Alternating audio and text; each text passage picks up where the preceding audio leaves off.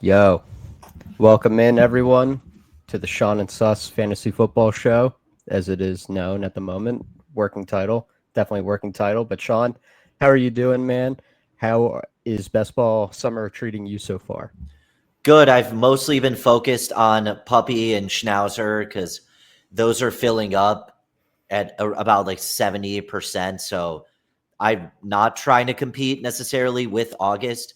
With that being said, which is the big news of the day, and I guess part of yesterday that we'll touch on is the Gilbert Arenas, not accountant Gilbert Arenas, the Gilbert Agent Zero Arenas is in best ball drafts, and he is playing by his own rules, to put it lightly. So thought had to just throw our rope back in the best ball mania space. At least personally, I know you've been doing a few.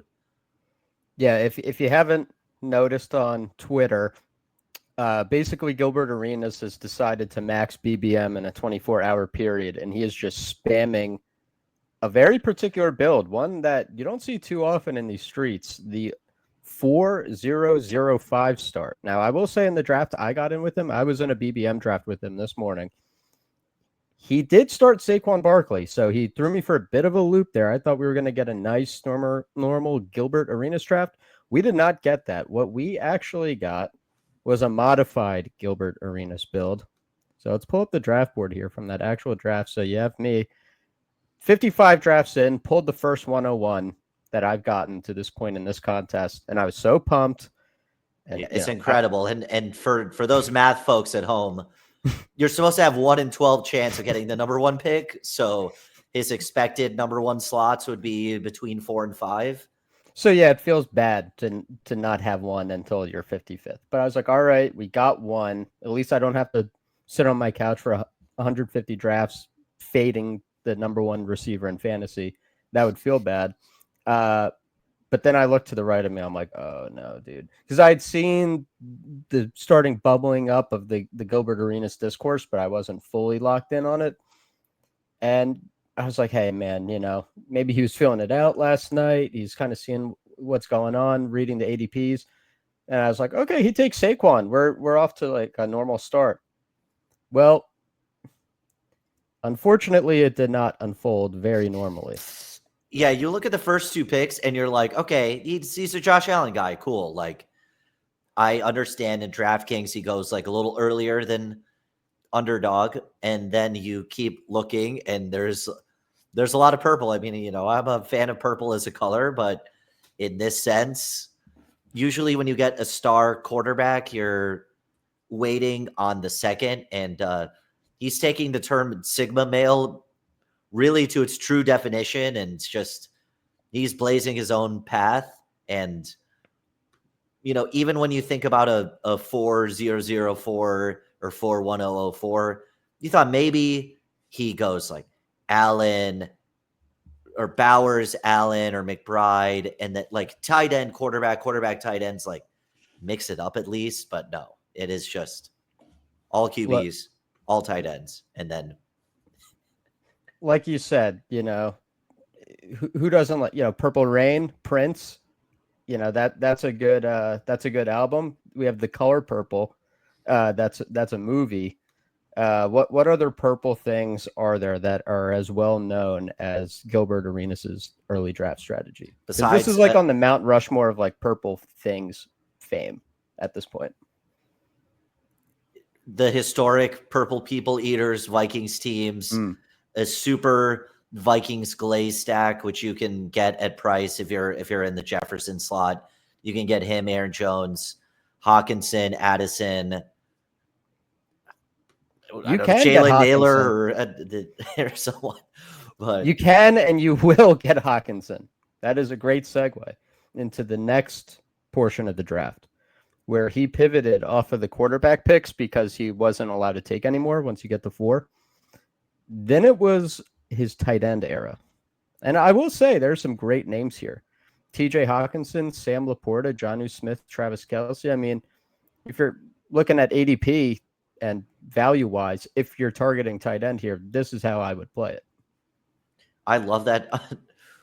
I do love that zone of tight ends, which is kind of crash out considering the strategy. And it's also worth acknowledging that not only were you in the same draft with Gilbert, you're in the next slot, which means you're as directly affected as anybody because he's on the back end of your picks, especially Yeah, on the ends, because it's a double.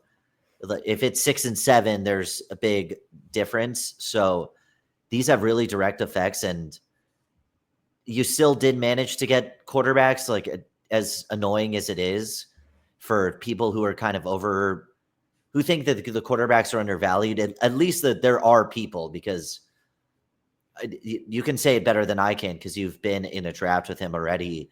But what are some of the reactions of other people? Are they drafting different, aside from just their standard crash outs of deviating from like our holy script, even though in fairness, it is based on years of data. So the script is rather good, not perfect. So I would say a couple people in each draft have kind of picked up on it. I think FF Links in this draft, if I had to guess, was picking up on what was happening. Indy Colts, it seemed like, was picking up on what was happening. There might have been another guy or two. Those of us on Twitter in the best ball streets, figuring out what's going on with the Gil apocalypse of the quarterback and tight end runs and how you kind of have to adjust to that. In this draft, I took Burrow at 48, something I wouldn't normally do, but I just knew there was no shot he was going to come back to me, and didn't really have another great stacking partner. And then Kyler Murray to stack with the Trey McBride share kind of just felt like it made sense. But what I will say is, it seems like there's a mixed reaction. I think most people, a decent amount of people are like joking on Twitter about it, and some people are kind of pressed about it. I would say it's really not that big of a deal, assuming that he's taking fantasy viable players. Is this probably going to work out and win a bunch of money, win $2 million on underdog.com? I don't think so. I kind of know so, but at the same time, technically it could work. Like, and when you start talking about, well, it technically could work, then I don't think you can throw it out. If we start talking about Nick Mullins round 1 and who's a great tight end, Kyron Granson round 2, and I understand. I'm with you there. There's at least there's value. Of course, positionally, it's breaking all of the rules. So there's that piece. There's the piece of you're competing against people in your group, at least on the initial part. Then you get grouped in with the good teams from other pods. So I guess part of the strategy is just to mess with other people in his immediate vicinity and just throw them for a loop. And there are drafts where the positions do go on these crazy runs. I've had drafts where it's like where Hawkinson, Laporta, Jonnu, Kelsey are going like basically back to back to back to back. Right. So just because it's on one team, it's almost better for us. Why not? And it's cool. Maybe we'll get some celebrities to add to these underdog streets. I'm sure there's something satisfying about causing some moderate crash outs. So if I was a retired former, NBA all-star, I'd rip some drafts for sure. And now on the hater side, I did come up with a nickname for him. So his nickname as a player was Agent Zero, and now how's Agent Zero advance rate? Damn, dude, doing my man Gil dirty as hell. But I'll be quite honest. You start looking at the rest of the team, it's hard to say that nickname is too far off. Not to cook my man's too much, but goddamn, he wasn't done at tight end. By the way, he had to scoop Tyler Warren, who I really wanted. Oh wow, wide receiver. That's a 145 star. Yep. Sheesh. That's kind of low key good value for Warren too. That's pretty crash out.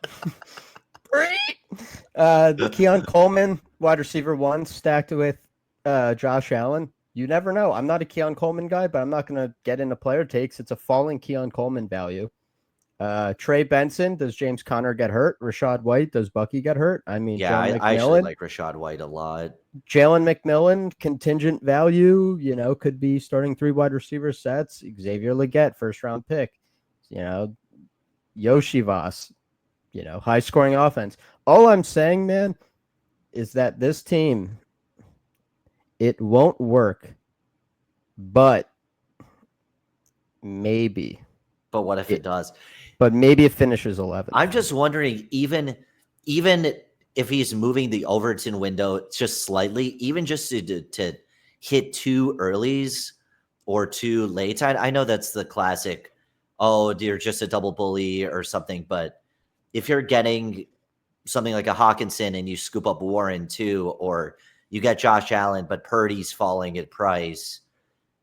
Because if he didn't go completely full QB tight ends, full send, then you could have filled a couple of receivers and running backs and been like, okay, well, he's just upside casing that these guys will hit value and then they won't get injured and that's about it. And the reason you don't take this many usually is because QB is pretty reliable to produce good value. So he's kind of actually not even betting on them, but betting against them. Because if you believed Josh Allen was super live, which he probably is, then he would fill 13, 14 weeks.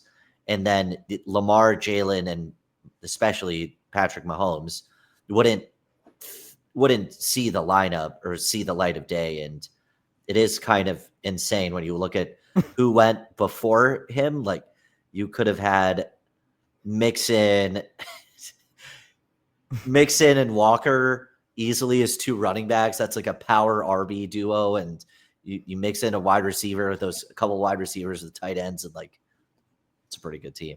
You grab Cortland Sutton and then you grab Bo Nix later as your QB4. The Mahomes click was not necessary. That was a wild. That's an adventurous click. So we'll see what happens. Hopefully we'll get in with one just to challenge him on ball knowledge, even though there is a working theory that he is getting in these drafts and he has rankings set and he is just autoing these things. He's just letting them rip on the auto tip. Do you think that's probably what's happening here? I could see that where you're moving him up because I don't know if it's just the velocity of like everyone just starts to talk about it immediately, but the volume of Gilbert Arenas like discussion has been so fast that I'm like, how does he have now maybe he's hit what was your peak simultaneous drafts? I think you hit 7 or 8 or maybe 10. I'm ashamed to admit it was 15. 15. Wow. And I was crashing out. Oh, that's an AMA stream on its own. So if he's really has like the mental dexterity to be running 10 drafts at the same time, maybe. But that's what it sounds like. You have to be pretty sharp to be an NBA point guard. Your processing skills have to be on point. I will say, though, the fact that he seems to be doing the same kind of elite onesie strategy leads me to believe he might be drafting off ranks and just kind of letting them rip auto. That's what I think too. But I overall think it's fine in the sense that you kind of want like bad players in the ecosystem. Like there are people who are complaining about the RTA tools, which I was somewhat against. But then they're also against bad drafters. I kind of don't get it, how you can be on both sides of that. It's like, well, you want to like keep bad drafters in the ecosystem if you don't want RTA tools. But now you don't want bad drafters to exist. Like you can't have this like perfect little, you can't be too bad, but you can't be too helped out from tool. It's like, no, bad players are part of it. As long as they're making a good faith effort, I think without obvious value arbitrage of picking Tyler Shuck first round. Right. First round of BBM, not in real life, then gonna get a cease and desist from the Saints saying that I was talking crap about them, even though I don't like the pick whatsoever.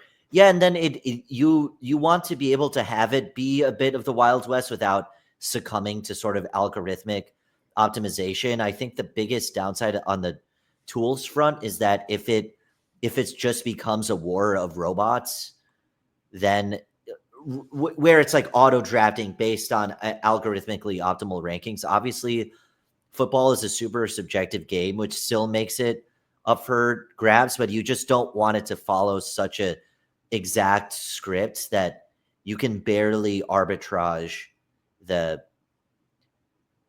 system at all. So some wildness, and I almost like that he's pushing a bit of the Overton window just to entertain alternate forms of thought, not to copy him, because I personally, and shocker, won't think I'll get much disagreement here. Going 4-4 is ridiculous, but I think people are a little afraid of going even 2-2, not necessarily back to back, but just if you picked a QB at round 4, then you have to wait till round 15 and pass up like Dak Prescott or something.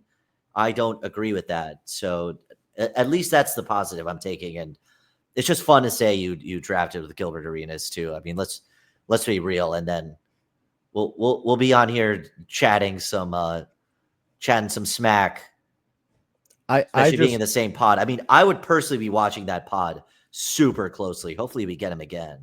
That would rule. Yeah, that's kind of our hope today, is that we can get in while the iron is hot in terms of drafting with Gilbert Arenas and see how to navigate that. Let's try to enter here. Yeah, the streets were saying 20 seconds. Is where it's at. Alrighty. We're going to hop in on the phone and pull it up here. Yeah, I just didn't wake up today thinking that Gilbert Arenas was going to make us all question everything we know philosophically about best ball drafting. He said modern day Plato here of best ball. Oh, absolutely. He's making us question everything we thought we knew about the game. Yeah, I mean, I love it. I think it's just pushing the discourse forward and not being afraid, and it gets best ball on the map in a way that I one day envision this type of format being maybe not exactly like fantasy football, but there's enough money moving that it's worth your investment and time. Like in personal leagues, it's not for money really, it's more for pride, but this you can kind of like really push it. And that was the first run of DFS, was to get people to roll in and really chase like this amazing upside. You obviously, for most of us, if you win your home league, you're not pulling in 7 figures. Now, sort of some potential secret 6-figure, 7-figure buy-in leagues, which will or will not disclose on this broadcast, but for security purposes, of course. Oh, we have so many purposes to not disclose it. Yeah. So, anyone listening, to totally not in that role yet or anything like that. Any thoughts on any of the ADP movers of the last week? Guys that come to mind, CMC is now in the first round, going ahead of Nico Collins, BTJ. We were kind of talking about that on one of our earlier pods, how we thought that was going to happen. Yeah, with CMC, especially just because of the upside, we haven't. From the last 5 or 6, he hasn't gotten past 9. So I think he'll settle in and honestly at 8 or 9. It's unless you're really short on the Niners just as a franchise, and if Purdy getting his money is going to tank the team, and obviously his health, that's the basic part of it. But I think he's appropriate at 8 or 9. I think that Nico, I've been getting so much Nico. I saw him go 16 one time, and if he was my second player, I'd be privately hitting the gritty. I'm not going to hit the gritty here because I'm not trying to get the Gesicki label too fast. Not even a micro gritty, just a little.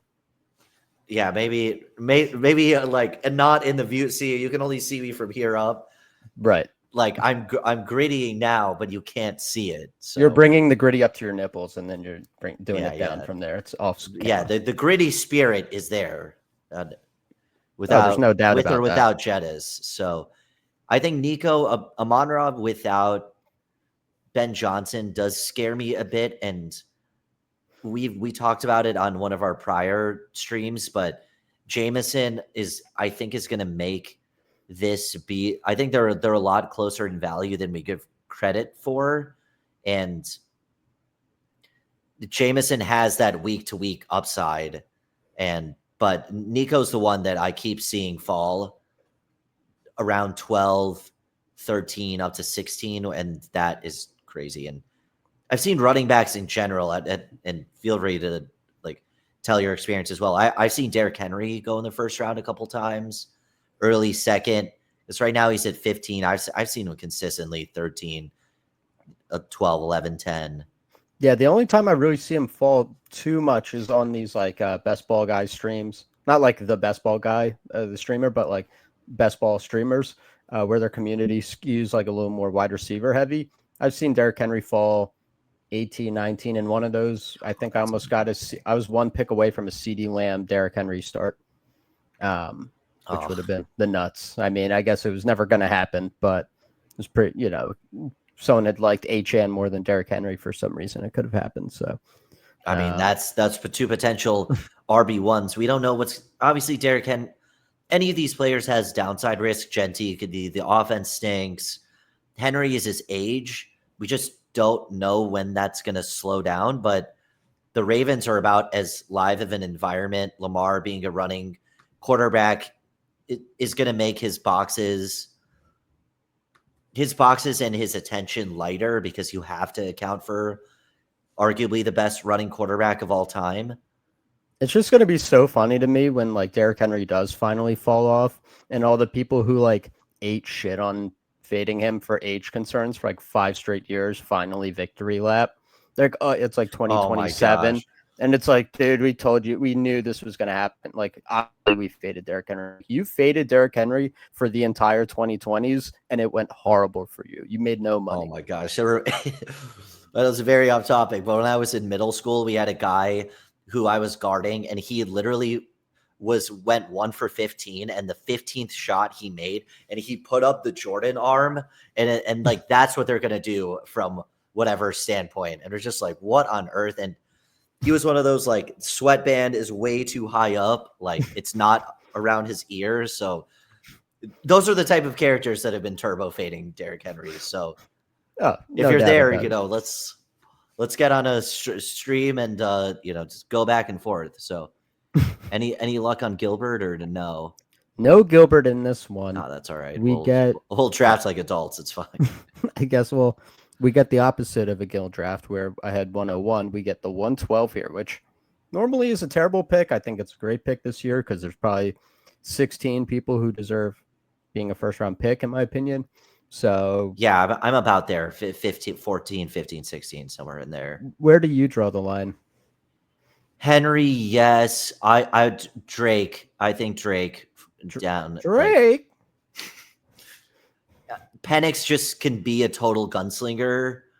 I don't know if IRL he's as good as his limited share, but I think he's gonna get yards and touchdowns. He'll throw interceptions, and when he's not blocked for, he's a little iffy, but he has a big arm and he wants to throw it, and he loves Drake London. So that Falcons room I like a lot. What about Brock Bowers or AJ Brown? Brock scares me just because Geno's a better quarterback, but does better quarterback mean they like just their tight end? Does he mean that's a victory for Genty out of the backfield, Jack Besh, Jacoby Myers? That's the only side, but of course he could develop more, but it is a rich price from a first round standpoint, but that's fair. So who are you feeling here at 12? Oh, look at this. It's so QB free. What are we doing as a community, dude? Don't you realize quarterback is the most valuable position on the field? Have you seen their contracts? Brock Purdy gets over $1 million a week, and you won't take them in the first round of BBM. This is come on, Hemi Neutron. You know you want Chase Brown. You know you want Josh Allen. No, Chase Brown. Every stream is just more Chase Brown dogpiling, which I'm absolutely here for, by the way. Oh, no doubt about it. We'll see what Dizotech does. Dude, I'm kind of like a unique combos, if you can get them for first round picks guy. Neighbors ARSB is very unique. Yeah, that's cool. I've gotten some neighbors. I've never had them, but actually, I haven't had them both.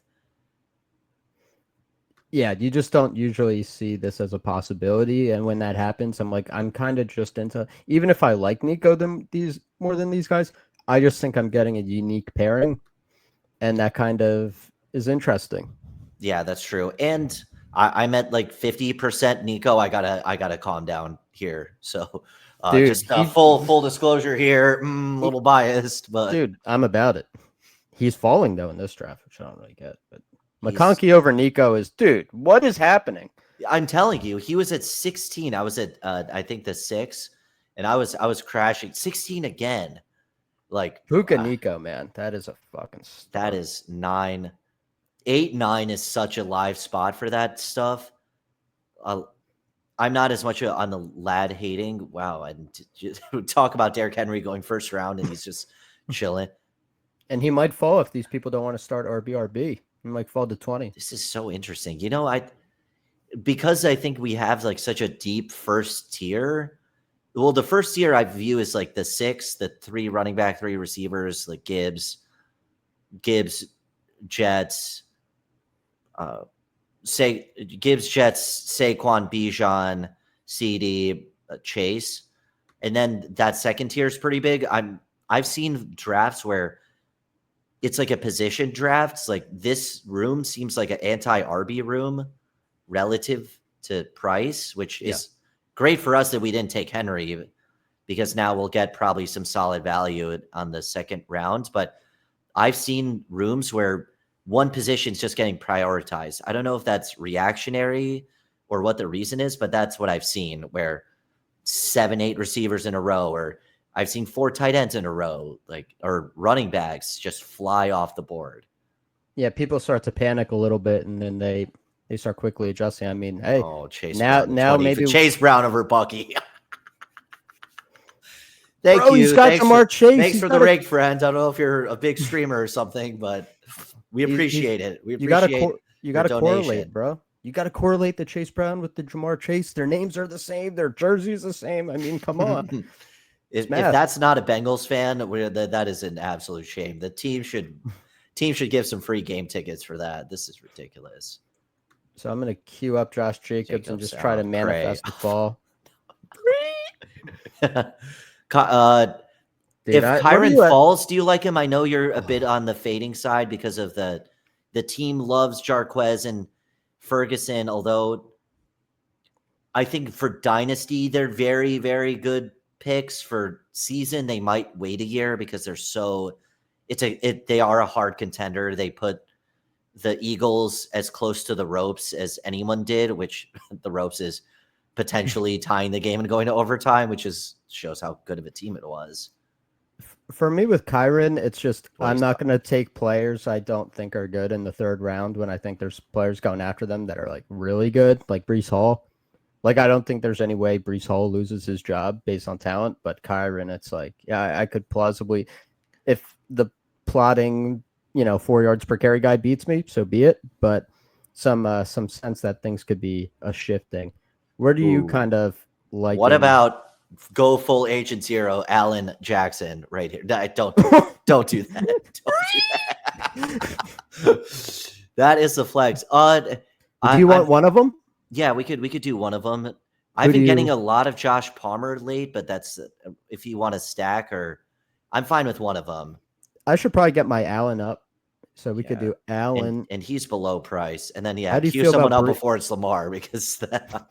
How do you feel about Breece as like our star? Yeah, Breece is good. Cook is too much Buffalo, and this is a Ray Davis gang over here, so probably that would be the correlation. And then from a stack, are you a stack with Allen, or because so much of his value is running, just wait for values and let it happen, or where do you stand with that? I don't think it's too imperative to stack with them because none of his guys ever none of his like receivers or tight ends ever hit 20 points. Shakir's a little expensive for the ceiling you get. I am into the Palmer stack right now because I think it's a little bit of a wild card. I think there's an element of their GM. What's it? Brandon Bean is the GM. Yep. where he's like, they're like on his ass on like the radio and like in the local media, like, you're not addressing receiver, you're not addressing receiver. And he like went on the radio and he's like, dude, we got Josh Palmer. What do you want from me?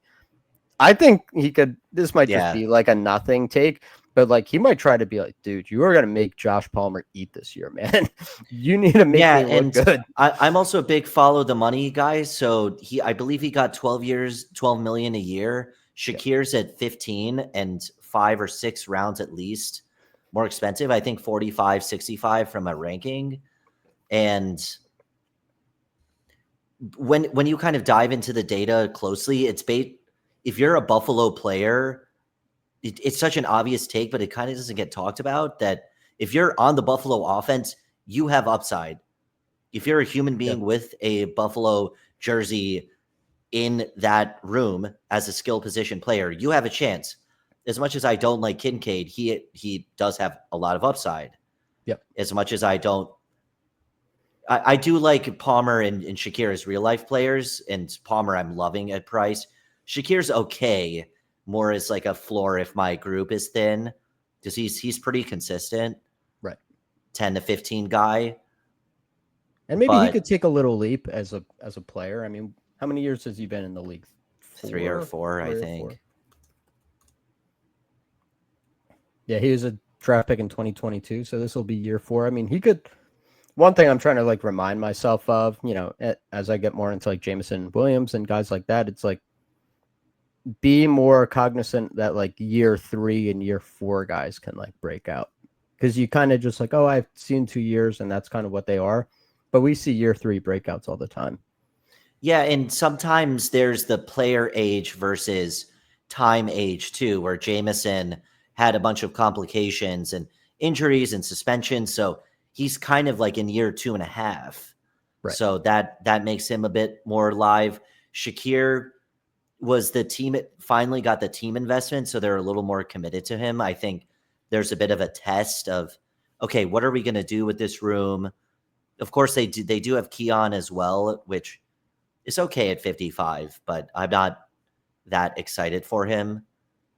A or B, I think he's more spike week. He's more of a spike week person, and I don't want to be taking like the plus version of an Alec Pierce type that high, because he's probably 4th or 5th receiver. Just I've been taking more balanced approaches, and yes to these guys. Like there's kind of like a telepathy here going. So What do you have any favorites? I was going to say I don't have a lot of Jordan Addison, but he does. I think the Lions play the Vikings week 17. I haven't fully that's memorized. correct. Okay, that is right. Yes. Okay. Yeah. Do you want to do that for like that correlation if he's there? Yeah. So Addison, and I'm cool with Walker. We could lock up the Walker power group, because we don't want to Rome. I like stacking with Caleb. I think those two are great. I don't have any comments. Let's do that. What about Joe Burrow to double? Yeah, at least you're doing very like mum rees here, because for those headphone folks listening, they're fine rees on your end audibly. Yeah, we're not losing listeners from a literal eardrum standpoint here. All of our eardrums are intact. We're at W. Besides your occasional, and by your I mean my occasional crash out, you will never catch me accuse other people of crashing out more than me.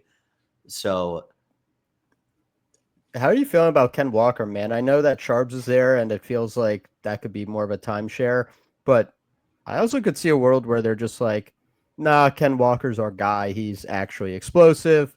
He's pretty dynamic in open space.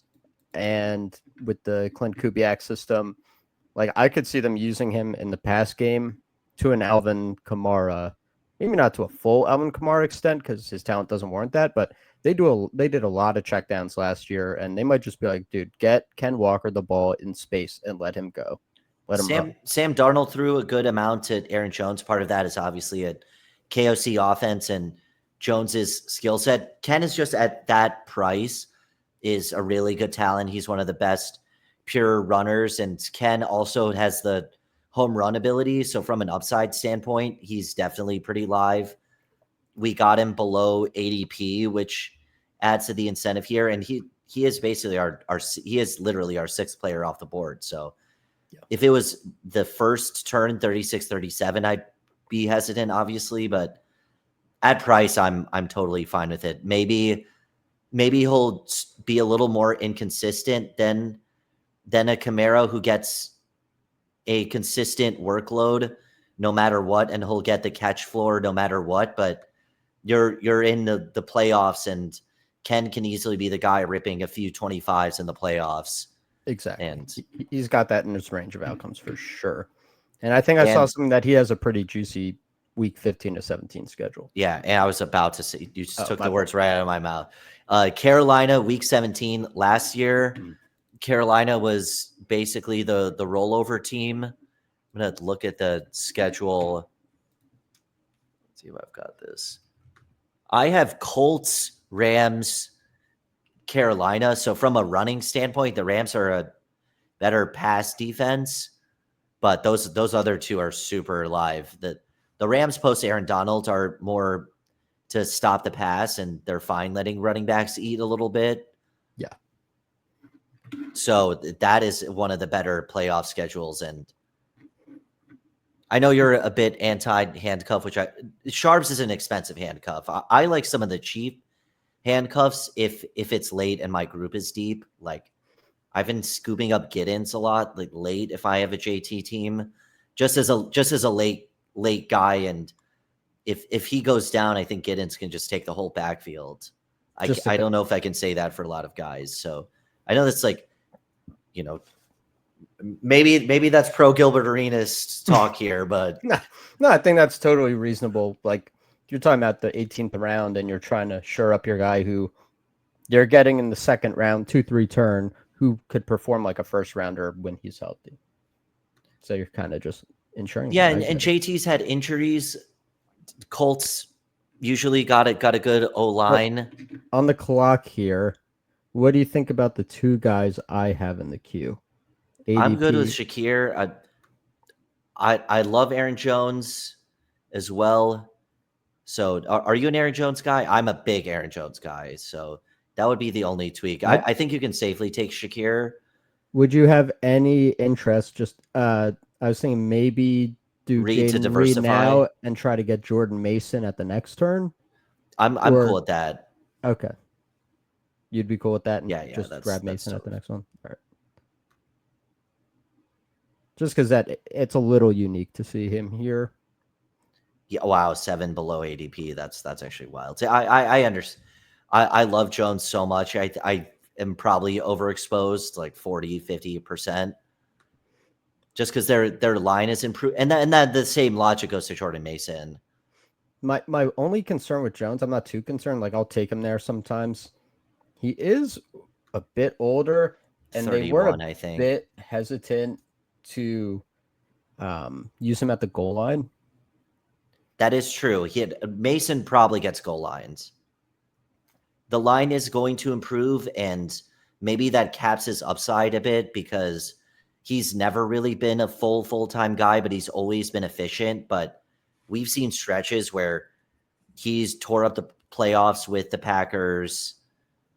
The line, PFF rated, they gave like one takeaway for every team, and they said Minnesota might have the best offensive line in the league. So that would make me want to target Mason next round and get one of them. We do also have 2 receivers are more game stack oriented, but just in a high scoring environment, you would want the goal line guy. That actually does make sense. I'm also not entirely confident that Jordan Mason isn't just the better between the tackles rusher at this point. I think he was more efficient last year, despite he was really good. I think from a rush EPA standpoint, and they have like coordinate data where they basically based on where the defense is and how the line is blocking based on like where the dots are, they have expectations of what you're supposed to rush, like basically how many yards the line blocked for you and what you actually like produced. And Mason was easily top 5. Wow. So And watching him too, that was kind of like what I would anecdotally observe. I was like, dude, this guy's just like ripping off solid run after solid run. yeah, I'm gonna try to look it up, and hopefully my internet doesn't crash stream here. But I know you've got us handled in case that happens. But sometimes these. Do you think that this would be a Jared Goff team, or would you rather push it to the next turn and do JJ McCarthy? I like Goff. I mean, and Okay. I'm fine. Because you don't want to get a 3 QB build. Yeah, I mean I think this would be a Goff and 2. Brown correlate so hard. Yeah. And then, are there any late Lions? They don't have. Would you put a Tesla there, like late? Not anytime soon, but I would think just to about it. try to get a second or kind of see what we need. I guess the 3v3, I guess we'll see if Pittman falls, because then do you maybe think about Pittman and Mason and then go McCarthy? Let's see what Mason McCarthy and just go full Vikings.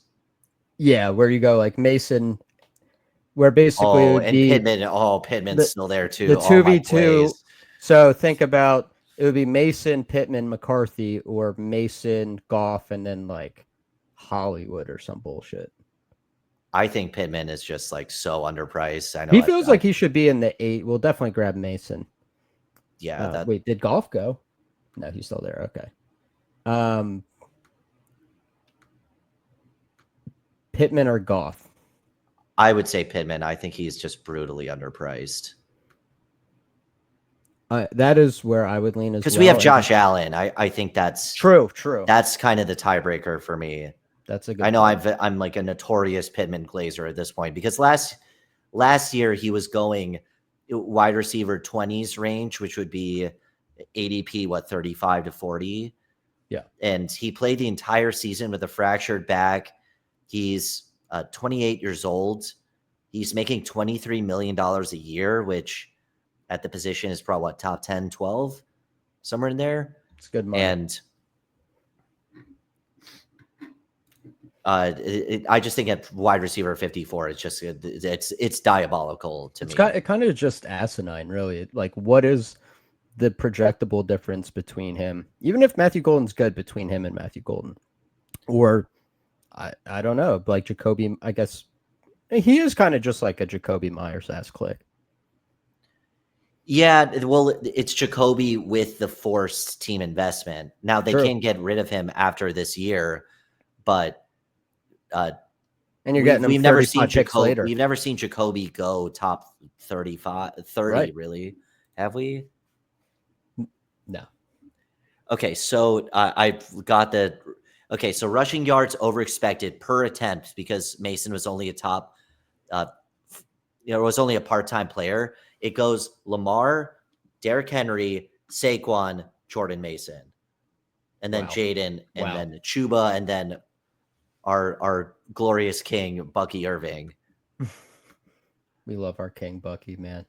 Not on this team, but on a lot of other teams. So tune in, subscribe if you want to see some Bucky glaze. I know no one ever does that in this community ever. Yo, that Sharps faller. I mean, if he fell back to us, I would hand cuck it and hope one gets traded, and then you have a super team. Yeah. Or it is possible. There's always room for 2 running backs to succeed. I know that's kind of a low upside case, but it's not impossible. 100%. It's kind of to the point that you made about JT and Giddens, but with a different dynamic in the sense that 1 week it could be Walker, 1 week it could be Sharps. I mean, they both have 25+ point ceilings, and if you don't believe me, just look at last year's game log. Sharps had a 30-point game.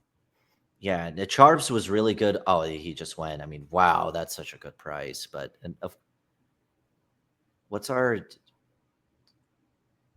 tight end situation here? I think we could stack up Kincaid. Warren is good at football. Yeah, it's fair. McCarthy's on the board. He would probably be. Would you consider a Daniel Jones down bad stack at the end, or Jordan Love's also a good backup if we want to go that? Who do you like more straight up, with Love or McCarthy for more points this year? Because I guess Love is ranked ahead. But Jordan Mason, I guess, doesn't really catch touchdown passes, so it's kind of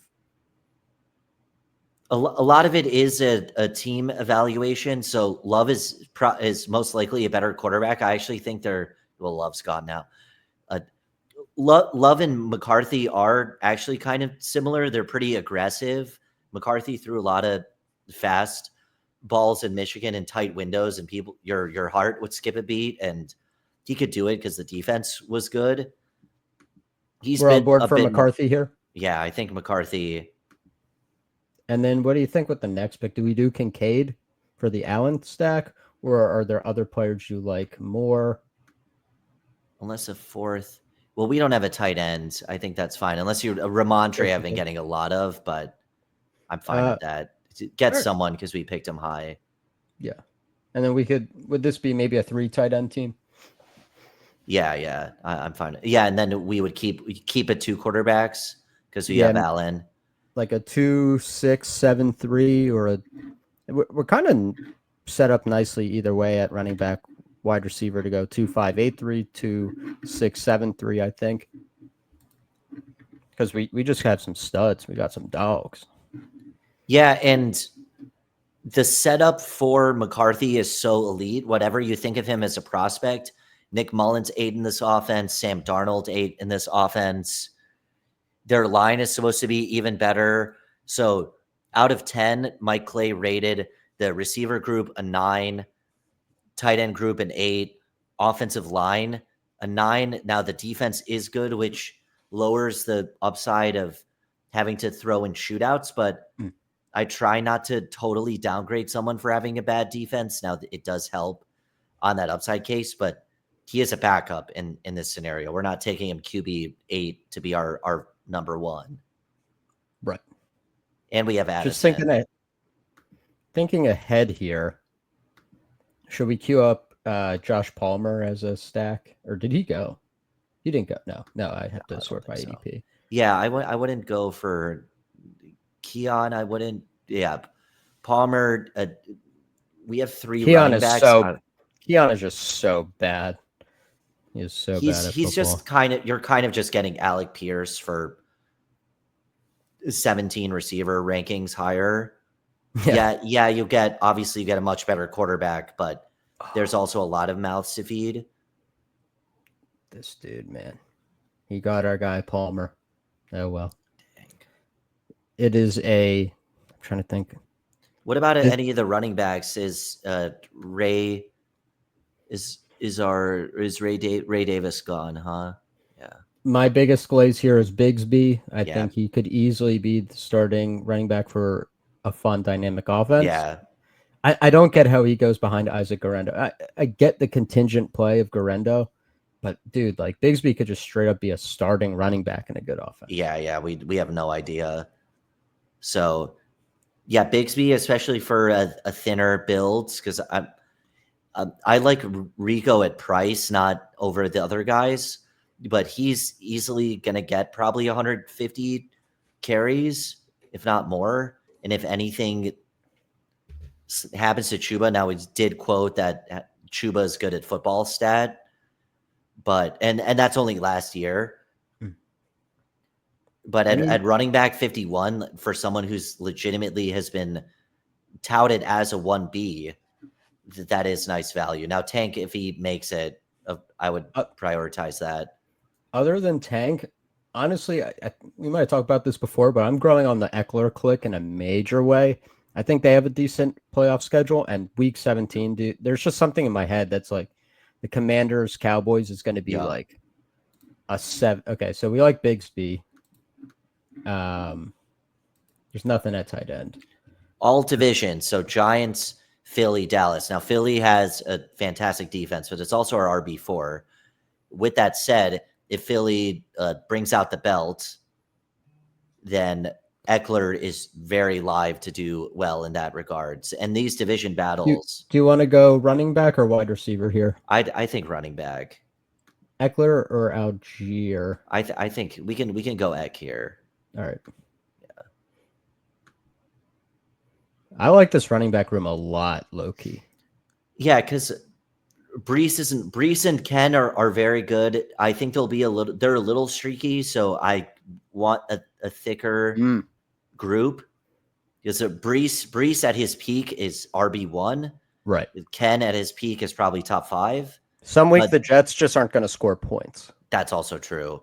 So they're a bit streaky, both of the guys. So I'm a little more lenient towards a thicker RB group than normal, and then I'm pretty confident in a receiver group. We'll try to obviously get some late guys. Yet another Amari Cooper Glaze, stay tuned, is potentially in line if he's there in the 200s again. And then maybe it's a tight end would be we have Kincaid right now, correct? Yeah. If I told you that Austin Eckler last year averaged more, and this is like the most NPC stat I got at yards per carry, but just like as a barometer, the highest yards per carry he had since 2018, would you believe that?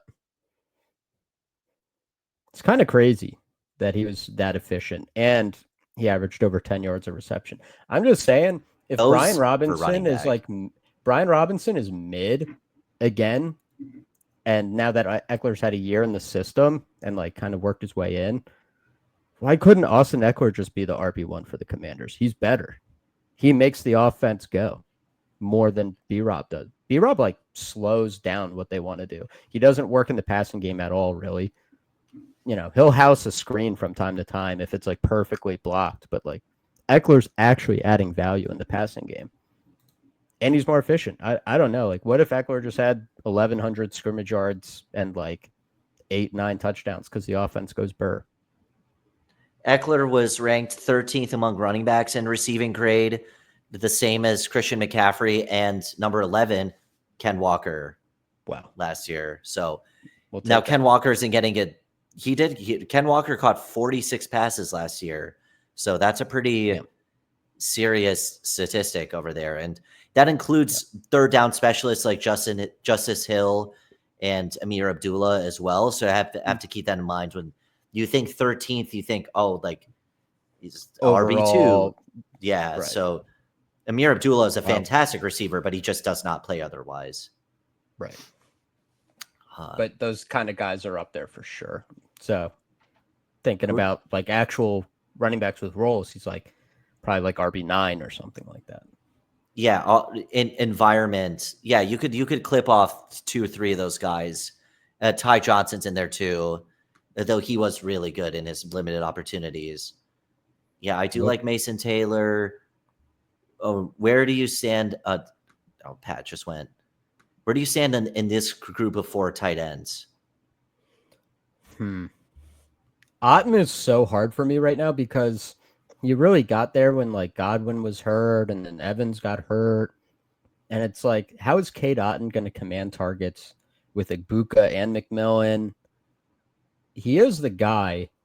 I just don't know. Like, would I rather have Hunter Henry competing with the guys he's competing with? Well, damn, these tight ends. Look at this tight end run. That's kind of crash. We might not even have a choice. Might have to hear my first. Mason Taylor, I'm fine with. If Mason Taylor goes, I'm fine with Cade. He's totally role dependent here. He is good. I mean, he was when it was Copium Sterling Shepard season. I'm cool with Mason Taylor here. I've loved him since he was at LSU. And for our second pick, is there anything here? Shipley or Keenan? There's the free agent angle with Keenan. Keenan feels like I feel like there's so many running back handcuffs we'd like. Keenan feels like the end of a tier where we could just call it a day at receiver. I think so. Word. Dude, this team is nice. Yeah. I might be biased because Gilbert Arenas. If you're thinking about drafting, this is the hot time. Gilbert Arenas has mentally scrambled the brains of this community right now. Like, I'm not trying to start beefs or nothing. Everyone's great. Everyone's good. In this brief weekend, you don't just like get these teams like that easily. So obviously the season things can happen, but from a just expected value standpoint, these are consistent pass ADPs. Yeah. Only JJ because of our Jordan Addison stack. And quarterback ADP is just fake. You just set up your stack, Pretty within a much. round of where you got to do it. And I think that as much as I am happy with the elite tight ends, I think that quarterback 10 to 15 range is just insanely underpriced. Maybe 10 to like 17 or 18. That would include Stroud. And you see that with this sweater here. So that has to mean something, but Oh, sorry, I was looking away. Oh, is that in Michigan? We got a Michigan sweater going on this fine this is Saturday. Michigan, yeah. Swag. So I don't have a cool sweater on. no, Fuck. that's all. That's Idiot. It's my first time rocking this one on stream. So would you go third tight end here? I guess, or is it just best player available? I think we definitely grab a tight end 3 for this build, and then I guess you could go either way at running back or wide receiver because we're kind of set at both. Kind of just take best player available, unless you think that we're particularly needing one or the other. Like Brees Hall and K Walk are our guys, and then you're like Bigsby's a starter or Eckler. Or I'm cool just betting on a handcuff just because that we can. If Shipley especially makes it, oh wow, look, Krosky Merritt's gone. So of these tight ends, how do you feel about the Elijah Arroyo news? Because they're like nonstop glazing him, and he's a second round pick. Interesting. I kind of like it. It's kind of scary, but I kind of like it. Because it's end of the draft, you're expecting a 0 anyway, and that's our weakness of the team right now. Yeah. And then at running back, if you go from this group, I'd say Arroyo. I know Terrence Ferguson is the hot news of the day, but Seattle is like, yes. And I think Elijah Arroyo could start this year. I don't think T. Ferg starts unless they. Yeah. I guess they could cut Higbee, but I don't see that. I don't either. Arroyo is fun. I think this is going to be my first BBM share. So my one question at wide receiver, since we need to start 3.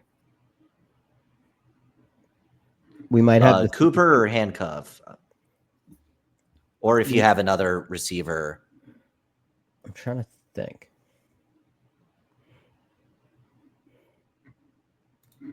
I feel like we just don't have enough info on a guy like Ty Felton yet. He's a fun prospect, but it's just like so early.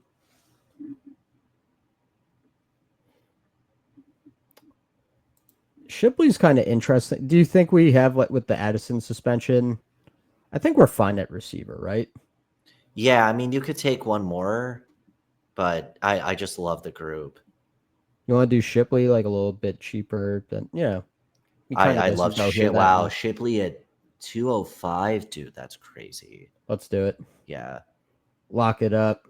Because dude. And Philly could be up.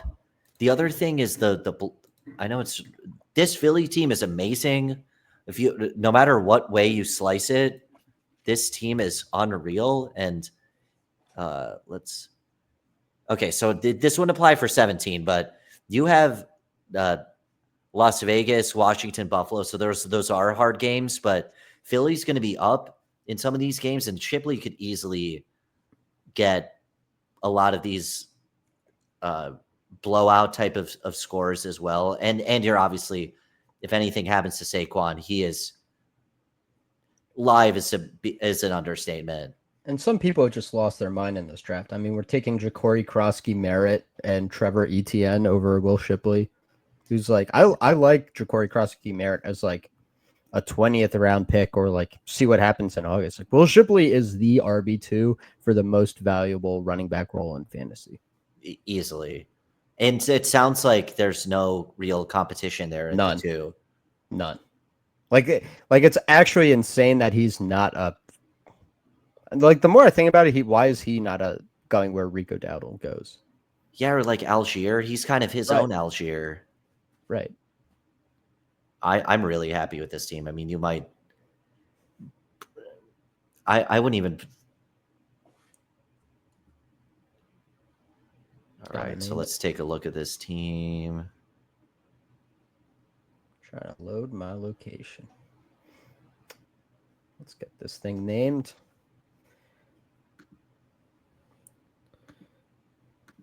Today's date.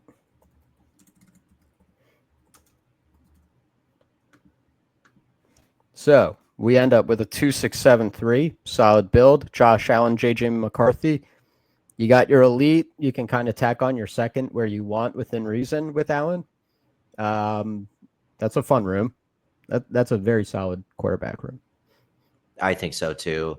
And I think the 2 is right when you that's the benefit is the roster benefit with the elite quarterback. Now I'm not taking them every time, but we're getting him at least a couple spots behind ADP in the Gilbert Arenas era. So those ADPs might be a little bit deceiving. So yeah, take it with a grain of salt. Yeah. So if you can dodge the minefields of Gilbert Arenas himself, agent 0 advance rate. But Brees Hall, Kenneth Walker, Jordan Mason, Tank Bigsby, Austin Eckler, and Will Shipley. You'd be talking about the most underpriced superstar running back in fantasy. Like Brees Hall could just end up being a first-round pick again next year, as he was last year. Yeah, we talked about the Kenneth Walker upside. Jordan Mason, great offense, could be there. David Montgomery is kind of how I like to think about that. Tank Bigsby could win that job. Austin Eckler could be the very rock-solid 1B for a great offense. And Will Shipley is your contingent lottery ticket.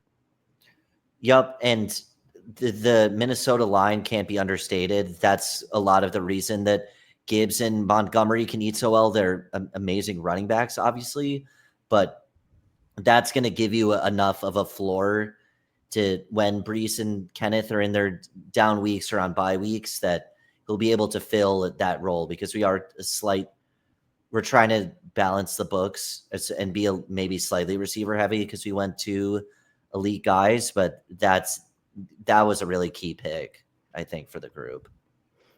And people just have to understand, dude. Like, I get it, Darnold's gone, but like, Darnold's not a great NFL quarterback. He was total. Like, let's remember what Sam Darnold was before he got there, and how we feel about him in Seattle now. It's like, dude, McCarthy is like, by all accounts, the arm talent is great, and there's like this weird thing that people hold against him where it's like he didn't pass that much at Michigan. I don't want to steal your thunder.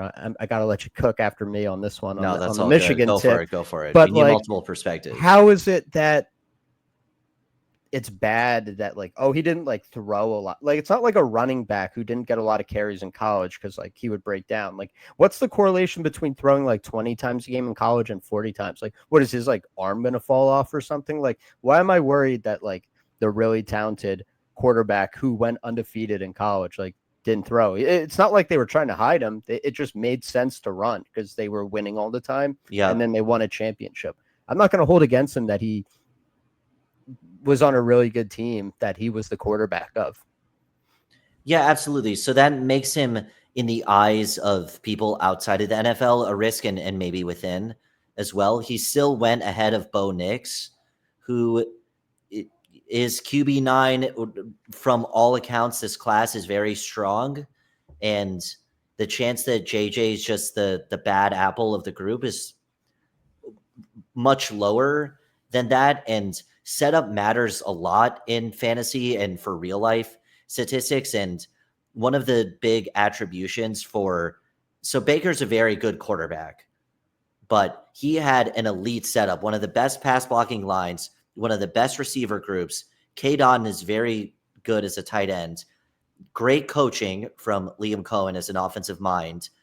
Great running backs. What's the situational difference for JJ McCarthy? I don't think much. I think that's kind of where his upside is. Obviously, if he'd put a Baker season, we'd be thrilled, but maybe Baker this year, in terms of he's the point guard making other guys thrive. And if Justin Jefferson is open and the line, which is top rated, blocks for him, and he has a running game and a head coach who can scheme guys open with Jordan Addison, Hawkinson, and either Felton or Naylor, it's unless he really stinks, I think it's a good price. And that's just not like super plausible to me, because if he really stunk, they would not have moved on from Darnold. Like, they're like, no, we're moving on from the guy who like helped us get they had like 13 or 14 wins last year. Yeah, something like that. They move on from 14 and 3. I think it was 14 and 3, 2 losses to the Lions, which is right. Right. You don't move on from that guy if the next guy totally stinks. And Yeah, if he can make it work, without even a camp competition, and this is not a young rebuilding team. They expect to win. right. Yeah, this is the window. And at the end of the day, Kevin O'Connell offense, if he can make it work for Nick Mullins and Josh Dobbs and Kirk Cousins, who no one wants apparently in the NFL, he's like going to be a backup this year. And Sam Darnold is like priced in fantasy, like he could get benched. They could probably make it work with like one of the best quarterbacks and a really good college quarterback class that won every game and was hyper efficient and has a strong arm. Like, what are we talking about, dude? He's Yeah, going to be yeah. good. I mean, if he's as good as Bo Nix, that's huge value. Yeah. And Bo Nix was great, but that's completely a midline EV for me. And that's not, I don't think that's a ridiculous statement with his, because setup matters so much. So much of why these quarterbacks don't work out is because their receivers can't separate. They can't catch the ball. They can't block for them, especially as a young quarterback. Maybe there's concern with the volume, but he also does run if needed. They probably don't want him to because he had a knee injury, but he can if need be. Yeah. So as a backup, I mean, this is a Josh Allen team. They're like, to have a live human back there is great. You would have been fine with a Geno or even Darnold himself in Seattle, but to get a stack and a game stack with Amon-Ra as well, because those Lions Vikings games are going to be battles. And now I just realized that we got Will Shipley as part of a Buffalo stack. True. Oh, that Buffalo. If the defenses aren't too good and the coaches kind of chess match each other too hard, that could be a really week 17. They set up very well. It's a really fun. The classic Josh Allen versus Will Shipley game. I remember where I was when I saw it. Wide receiver room, we got Malik Neighbors, ARSB, Jordan Addison, Khalil Shakir, Jaden Reed, Michael Pittman Jr., and Keenan Allen. I mean, that just, for a 7 wide receiver room, you feel like you have the elite upside. ARSB gives you floor too, but you can also pop off for some 30 burgers. Addison, high ceiling. Shakir and Pittman kind of set a floor. Reed, more ceiling. And Keenan Allen's just paying the bills, just like a good value. Yeah.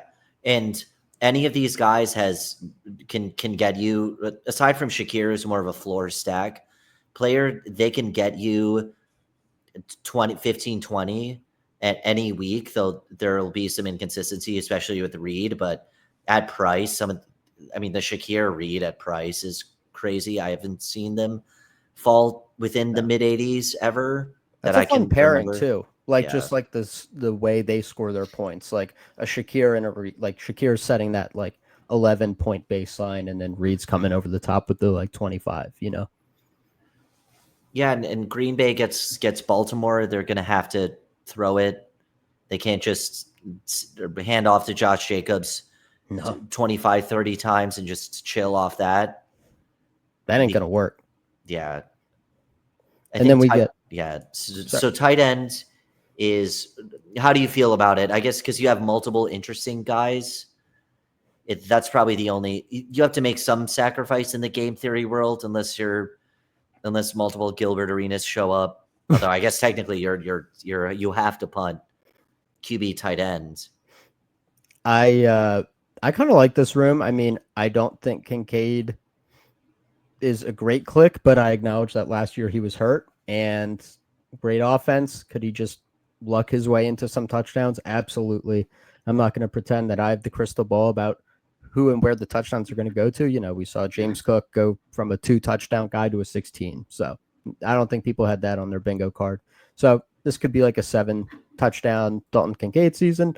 And then Mason Taylor, I think, is going to start from week 1, for sure. And then Elijah Arroyo is basically, we hope the rest of this team is a super team and we get enough points at tight end. And then Arroyo can come on midseason late. And maybe he is just the guy early. He seems raw to me, but like you said, the glaze is coming out. He moved on tape. He looks like Darren Waller in some, he looks like he could be a Darren Waller in a best case scenario. he's been Darren Waller for flashes at least, and in a Sam Darnold in an ideal world wants to sling it downfield. So, and team, a lot of the tight end production is based on snap share and targets. And I know that sounds so obvious, but the correlation at tight end is so 1-for-1 of if the team believes in you, there aren't other target options and they put you on the field and they trust you to block, you will produce unless you just are a horrible receiver, which Mason Taylor is more of your classic tight end, not maybe at his level, but like Mason Taylor's more of a Jason Witten type, a crafty route runner with a little bit of wiggle to get some yak. Arroyo, as you touched on, more of a downfield guy. And when the team is taking 2 mid-second round guys at their price, it's worth a shot, but we'll have to fill some of the points at tight end. And that's why you take 3 of them in that case. So I'm very happy with that team. That's a fun one. That's one. I mean, I think all our teams we've drafted so far are pretty fun. They've kind of worked out, got some rising CLV since then, but that one feels like perfectly blended. Yeah, I'm thrilled. You want to rip a puppy too?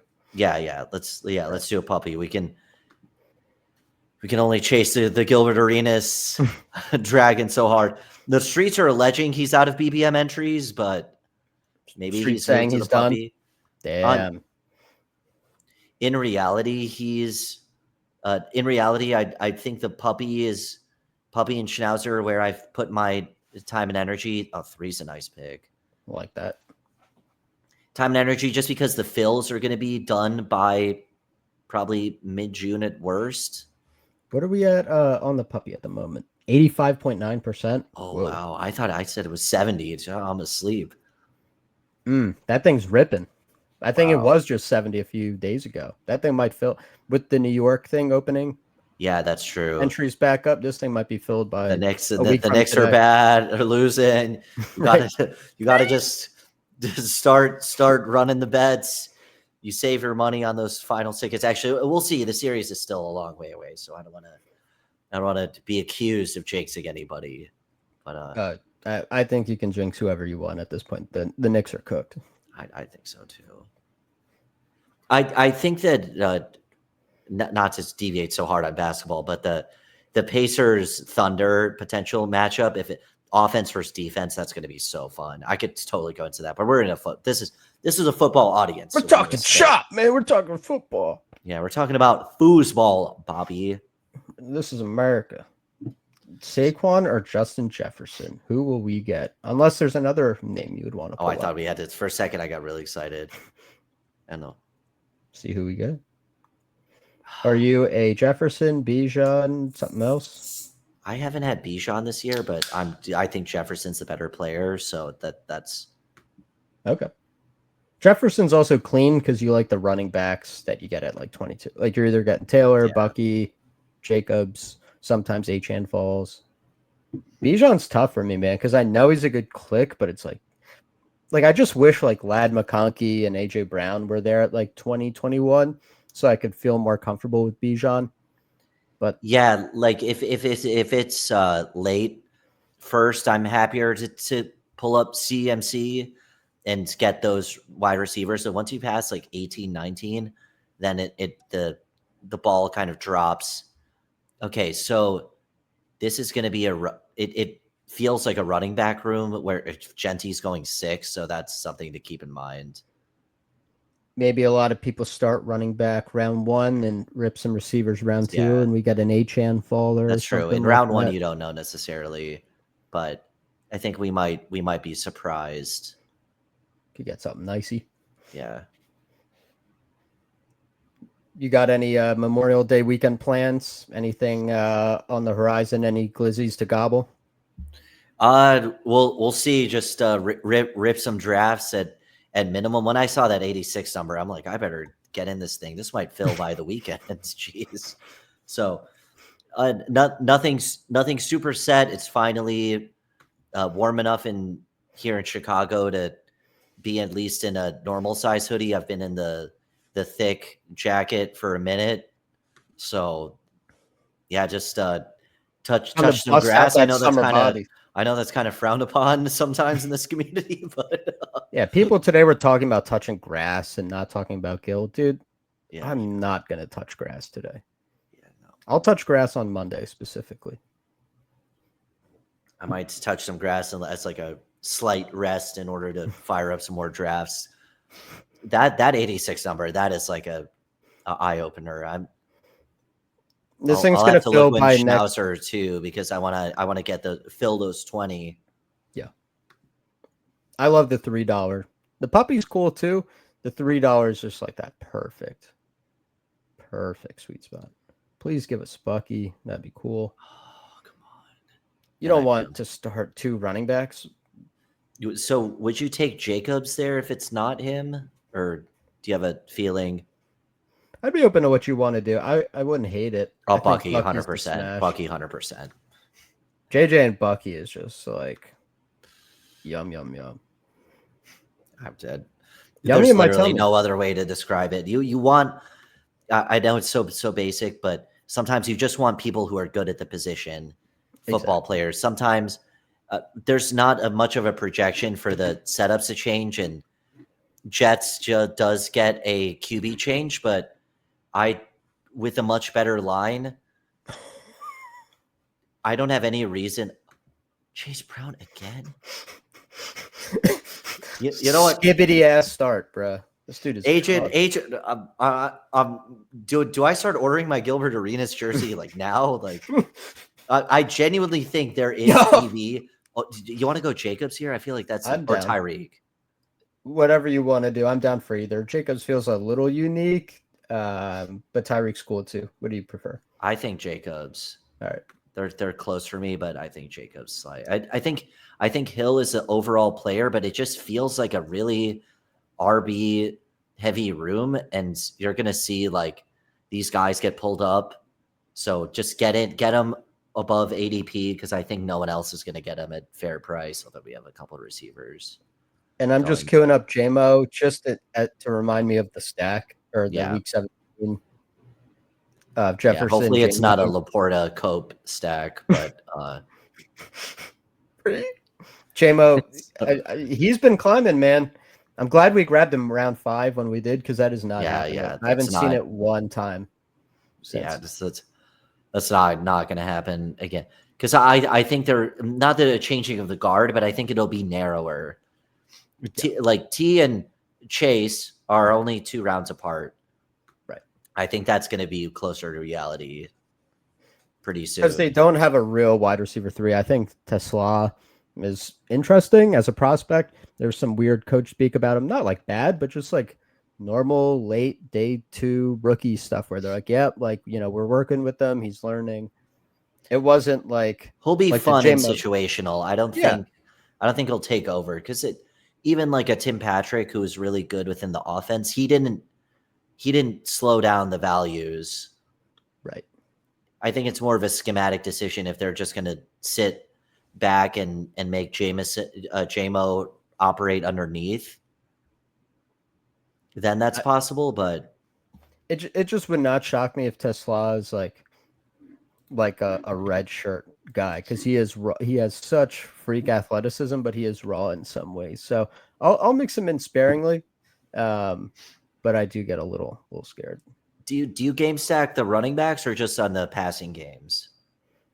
I'll sometimes do the running backs, especially if I think it could be a snow game. Because we have Waddle and Zay Flowers as well. If JMO gets sniped, but we're manifesting positive vibes over here. So let's. My one thing with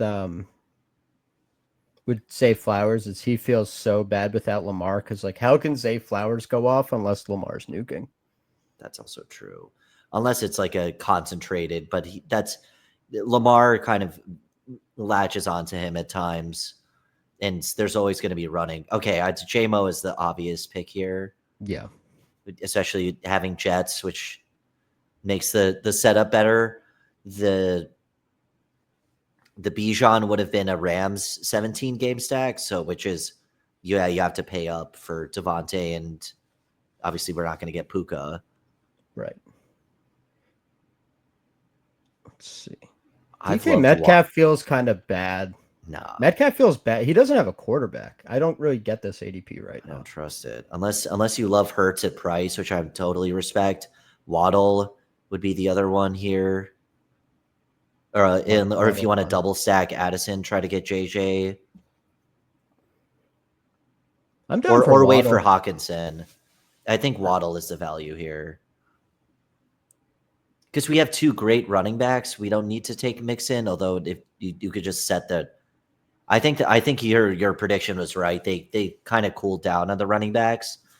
I've just had a lot of puppies where a certain position is just getting constantly pulled up. Like I'm taking just garbage at running back 3, some backup because people are just overdrafting constantly and the receiver group's just loaded or the other way around.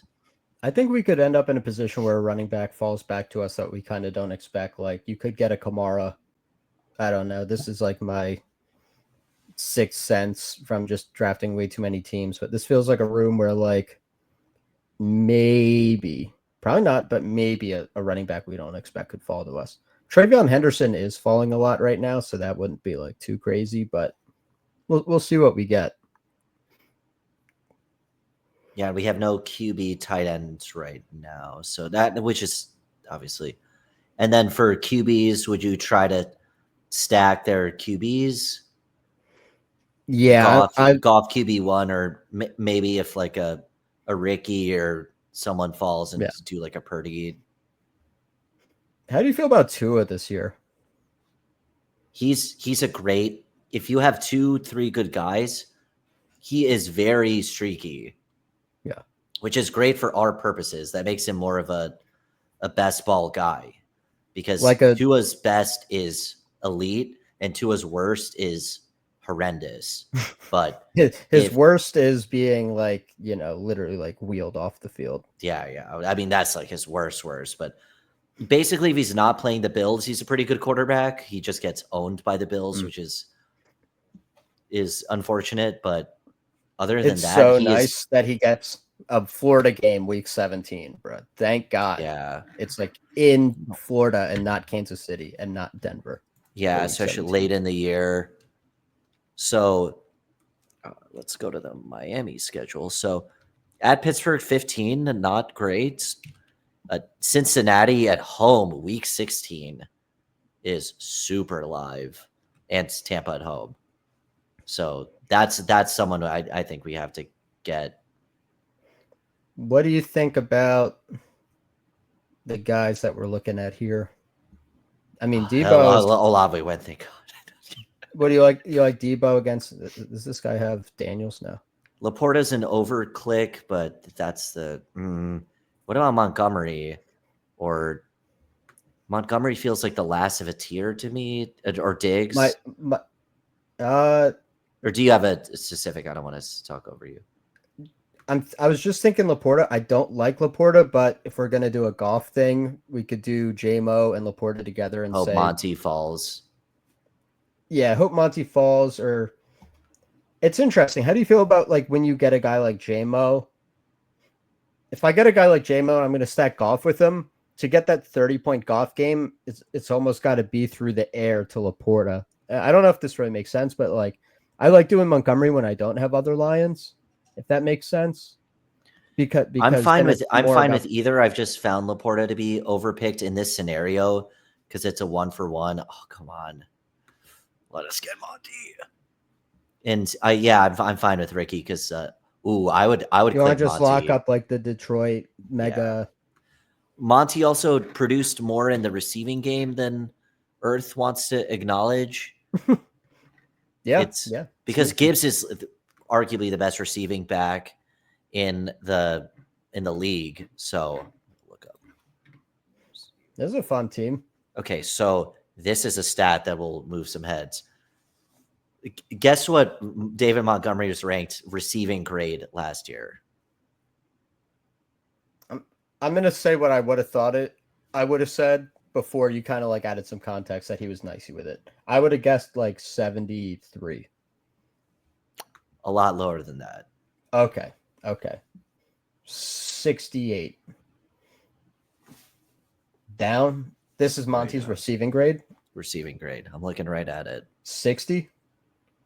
No, way like David Montgomery was in the 50s. No. Okay, let's make sure I have the minimum targets here. Yup, he's still here. Oh, this is ridiculous. Wait, so is this his PFF grade or his rank? Yeah, PFF receiving grade, not as production, but as a grade. Like just what they think given the opportunity. This is like a skill thing. Obviously, there's kids. This starts with a 4, bro. Nope. Bruh, is it a 3? Is it a 3? Not a 2. Keep going. What? 1. 90.7. I can send you. Oh, I thought you were asking what the number of his grade was. His rank. He was the number 1 ranked receiving grade. Oh, his rank. I thought you were saying his grade was in the. I was like the 40s, the 30s. I thought we were talking about Skibbity Ronald Jones tier of scores. No, good. His good rank. On the other side. Oh, okay. No, he's literally the top. Well, which is shocking to me. And PFF, explain yourself. But damn, he was the top rated receiving running back in football. Yes, that's on 37 targets, so that's a little bit of a limited sample. But like as a teardrop stack, he's had games. He's not just because he's the power back next to Gibbs. He's thought of as this like just power guy, right. But he's the power guy next to Gibbs. So that's something I think that I knew it was a good grade, but that's crazy. First is ridiculous. And it's 0.2 better than Bucky. And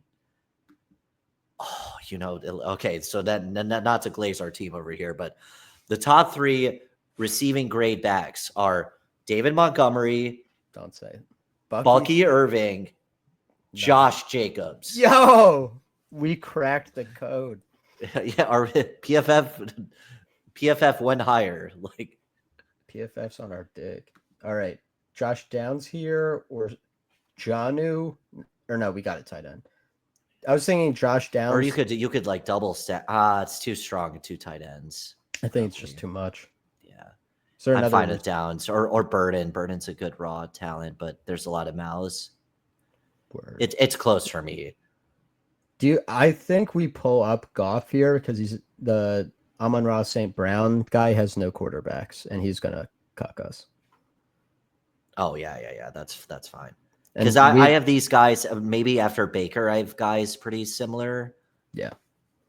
And just on this team, since we don't have like a Godwin or an Evans, it's just like we've made such a sizable Detroit bet that like Jared Goff is like worth like a 7th round pick on this team, That's true. And the thesis is basically you advance, you get to the championship, which obviously is a large assumption. Then you just assume Detroit's going complete belt. Yeah, on Minnesota could happen. Or touchdowns, or it could just a shootout. And some people will be like, "Oh, it's like too early. You gotta push it." Why would I push it? What is the difference between Jaden Higgins, which would be our the range of guys here? No, we're poking the bear here. You know how I feel about Jaden Higgins. It's horrible. Between like the guys here, what's the tier drop off from like Jaden Higgins, Trey Harris to like Zach Charbonnet, Rashad Bateman? Like it's the same tier. So give me the guy. Baker's like a half a tier better, but for this team, we don't have Bucks. Besides, if you want a game stack. Like it in 65-70% of simulations, whatever you want to say it is, Baker, maybe it's not even that high. Baker's like the better guy. He's my second most drafted quarterback, I think, at the moment in post draft. But in this version of the simulation where we draft like we're right, we got Montgomery, we got J-Mo, we got Laporta. This is the Goff simulation. And do we want to show a little love to Gilbert rise up to hit that back-to-back, or is it too much? Or hit who back-to-back? The Goff. So we just took Goff, right? Then Tua would be our next pick. So you hit that double purple just to shout out our boy, even though you don't have to. But what if I told you that Tua would probably be there the turn after that because that dude is going. Or McCarthy. McCarthy, we have Jets too. We do. Because McCarthy's going to go first in real life. And, well, we have – what's the needs on this team? Really a deeper receiver room. We have three really some more bodies. Backs. Yeah.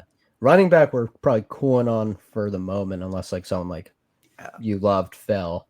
I mean, Rashid Shaheed and Rashad Bateman are like two prices that are just like they probably should be. They probably should be where Higgins Spike Week Live too. Great offense. Yeah. Every time you look at the separation with him and some of the advanced metrics, I really loved him in college. So sometimes, I mean, you see quite literally at the National Football League level, not to bring up someone that I deeply despise and you like, but when the Jags mentioned the Diami signing, he referred to his prospect, his performance as a prospect, and that does matter. Damn. So, would have loved Bateman as a bring back for Jacobs, but Shaheed is a nice value. Yeah, Shaheed is totally Spike Week Live. Yeah, his start last year was like he was off to like an insane. If we had a worse RB room, I would have gone Charbonnet. If we had a worse tight end, I would have gone Loveland, but Shaheed among these options. I'm trying to see. I don't think we have Bateman's gone anyway, so it doesn't matter. But and I'm just gonna do a little research onto what the like the Hawkinson drafter has and see our odds of pushing McCarthy just because it's a little early. What's our? So he could. We're 4 picks away. What's McCarthy's ADP? Like it's 138, isn't it? 138, and it's behind Stroud and Lawrence's. That guy could possibly pull him up. Yeah. Addison. Who's the Addison drafter?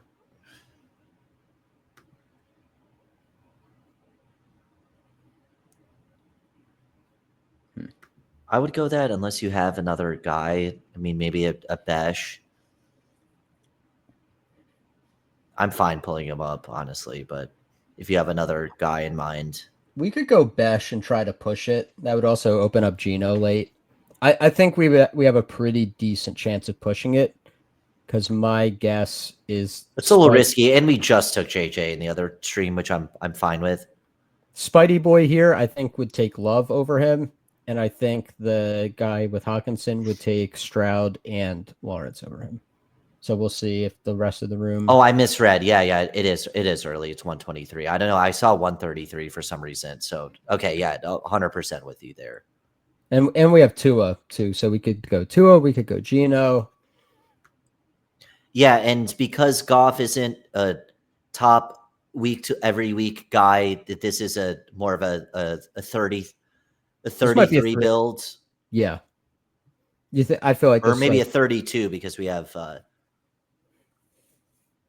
I just like saying it's simpler because I know we're going to always take like a lot of receivers to a running back wide receiver. So I kind of like saying it. So when you have like the Gilbert teams are running 44, 45. Okay. On the onesies. Yeah.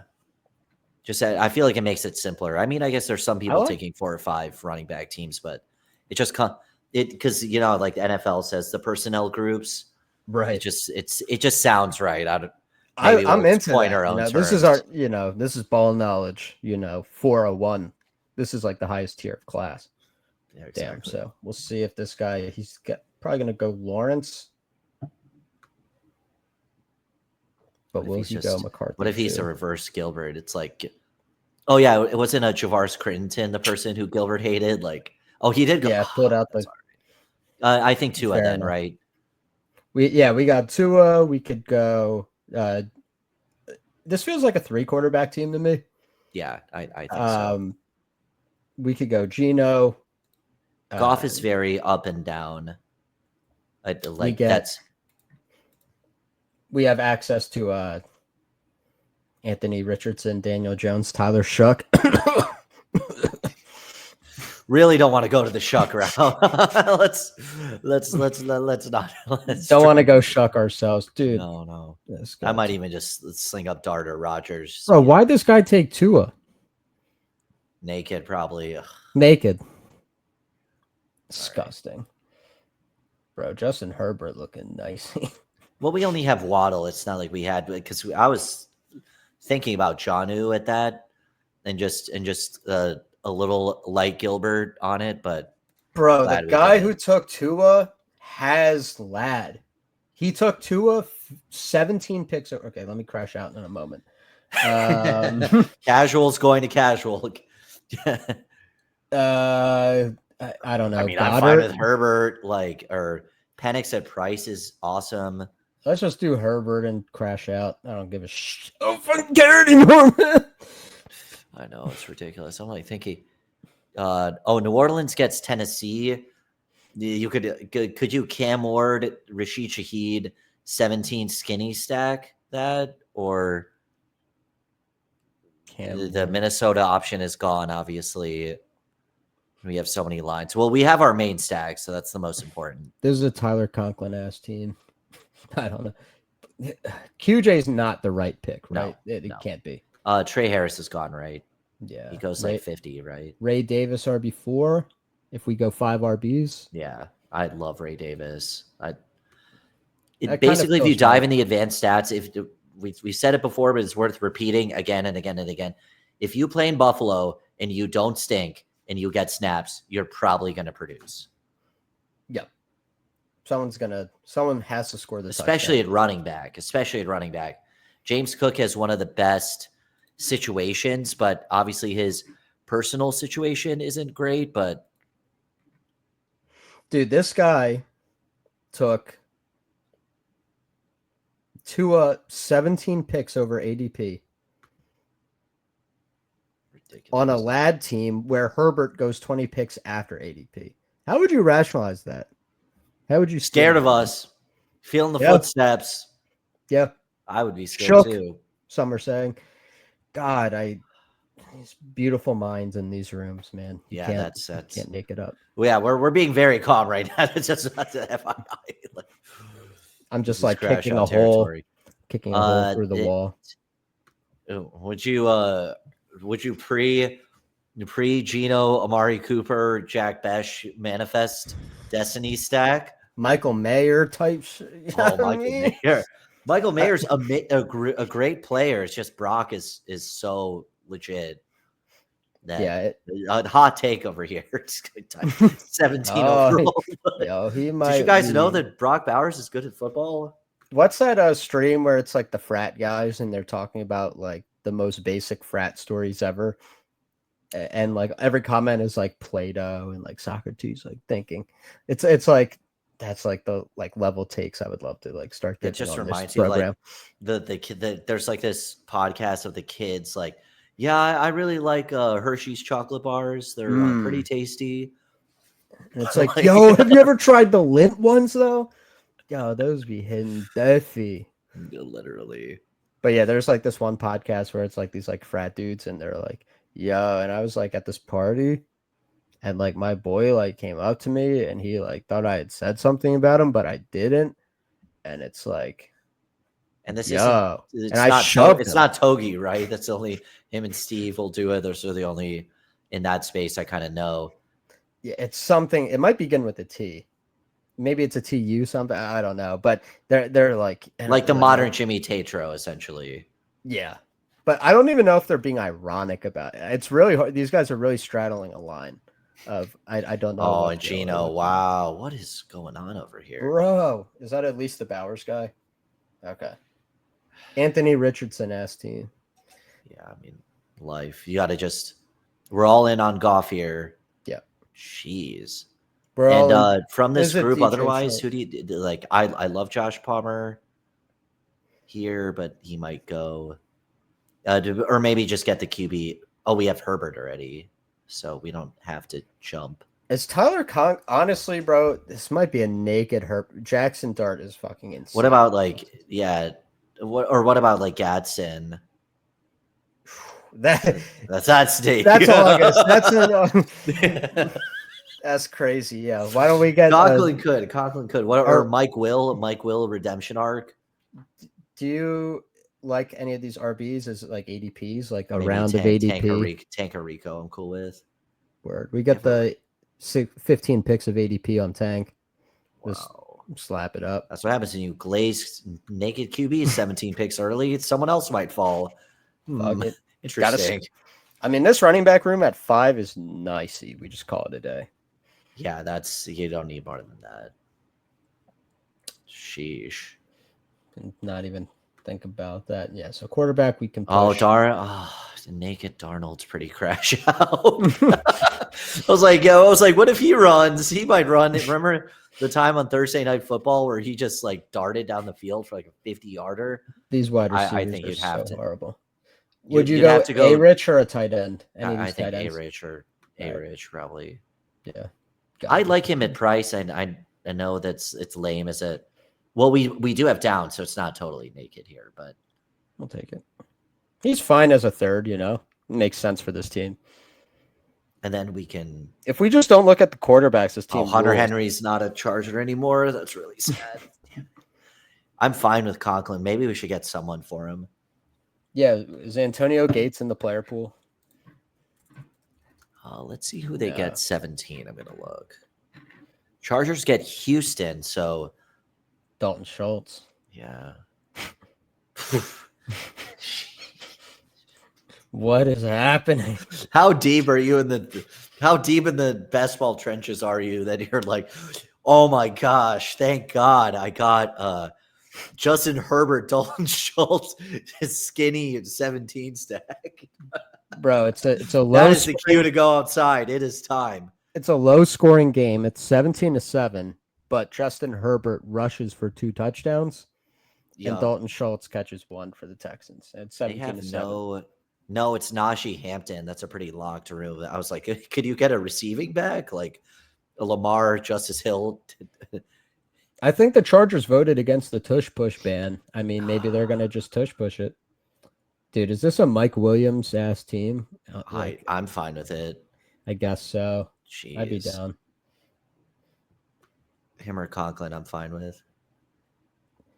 Yeah. Conklin, I am a little scared about in a 2 tight end. How live is a Cooper it could have been Keenan. I just thought of that. I was like, what about Cooper Keenan? True. God damn, the tilt is real. A bunch of Gilbert Arenas is out here. What's going on? Gilbert is poisoning. We kind of didn't. Maybe the 2 is just the Gilbert Arenas like intimidation factor, and he's like, I just got to get somebody. I know that Saban likes him. I'd have a naked team, but fuck it. Jeez.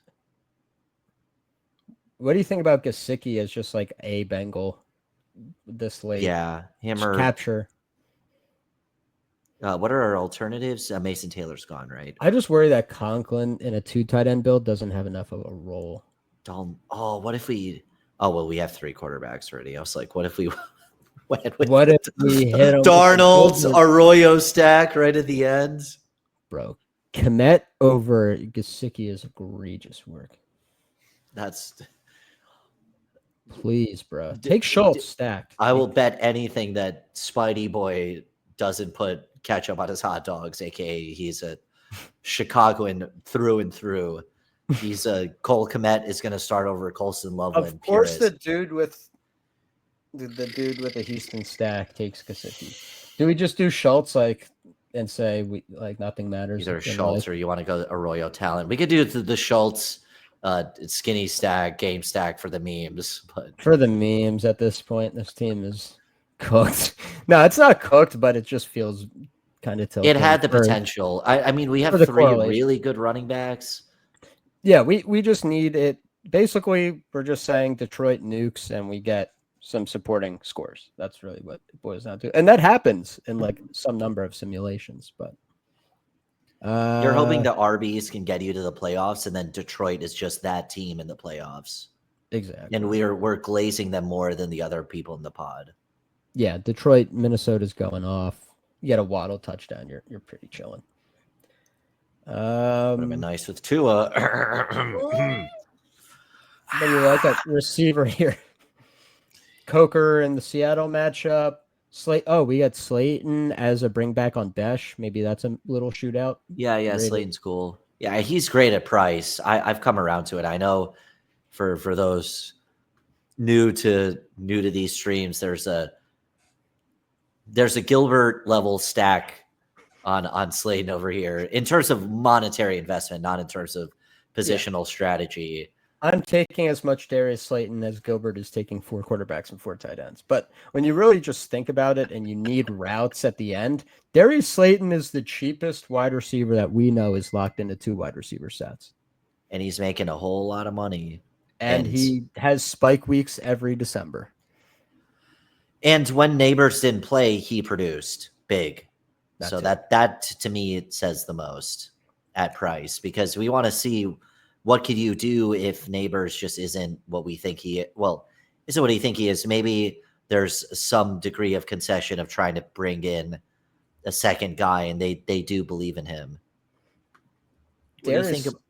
Sorry, go ahead. What about Cooper at this, or do we need a tight end? Or I think we could keep going at receiver. Well, let's see. Justin Jefferson, J-Mo and Waddle are high upside, but they could also just have some. Yeah, they're going to give you 6 to 7 really hot weeks, and then I think I don't mind an 8th with those archetypes. Yeah, you could talk me into 3rd tight end just because it's ass. But I think Amari is a much better bet than Arroyo, just as a raw situation. Amari is 2 years removed from a 1,100-yard season. He seems like it's a monetary issue, that it's more of a news-oriented thing. Yeah, Did we want to do the Mike Will by chance? Just throwing out names that could correlate. So it's Trey Harris, Ladd. Who else is there? And then it feels like QJ or Mike Will.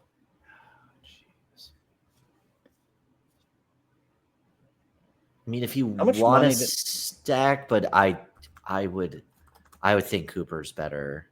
Okay. Unless you really are, it's just like I'm at 75% Cooper right now. I just think it's egregious. Right. This at 2 should be 214. I mean, he's effectively free. Who did the Jags? No, I'm sorry, I cut you off. Oh no, you're good. Do we want to mix it up and just get Mike Will one time in case? Yeah, that's fine. Just so we have some lie we can tell ourselves. I think it's also good to mix up your dusty olds. There's a Tesla is a crazy glaze on the Lions over here. So I guess it's like a Jared Goff MVP bet. I guess that's. Yeah, it would basically be on the week where he throws 4 touchdowns, but J-Mo doesn't do something. It's probably Tesla getting a touchdown at that point. But I don't think we needed that. And I think Mike Will. Oh, Curtis Samuel. I think Mike Will has a real chance to get on the field. He might be cooked, but he could just get 2 touchdowns when you need him. That's the one. Couldn't you see him just having 4 for 46 and 2 in week 17? And that's good enough to hit your lineup. Yeah, and he's definitely, he could have one game where he just eats. Amari's probably, because we have Herbert. I think in any non-Herbert scenario, I would go Cooper 100%. 100%. So I'm fine with it. Just diversify slightly. Someone has to get me off the glaze track slightly. Just because it feels so bad, even though I have so much conviction that Amari's a better pick than Mike Will. The other thing is what if Amari Cooper just I don't even want to say it, what could happen, but what if another player who do I never click? What if Nick Westbrook-Akine tore his ACL, but instead of Nick Westbrook-Akine, it was someone else? I can't even put the coherence. Oh, we could have had the NWI chasing tight end stack if we didn't get robbed by Tua. That would have been live. Exactly. At that price, Jordan Whittington is just pretty. I know Tutu got the bag, like compared to most humans got the bag, like he got 1 year, But yeah, that I just said the most convoluted way of what if a player we draft a lot of tears his ACL? I can't say for voodoo reasons. I think early retirement would be his crash out scenario. Like he's made a lot of money playing football. He wants to play at a certain APY. The league isn't willing to give it to him. He just says, F it, I'm just going to retire. Yeah. That's his downside scenario. I think that's like a 25% shot. Like, I don't think it's that high. He's only 31. But not to put this will cause a little crash out, but like not when did Calvin Johnson retire?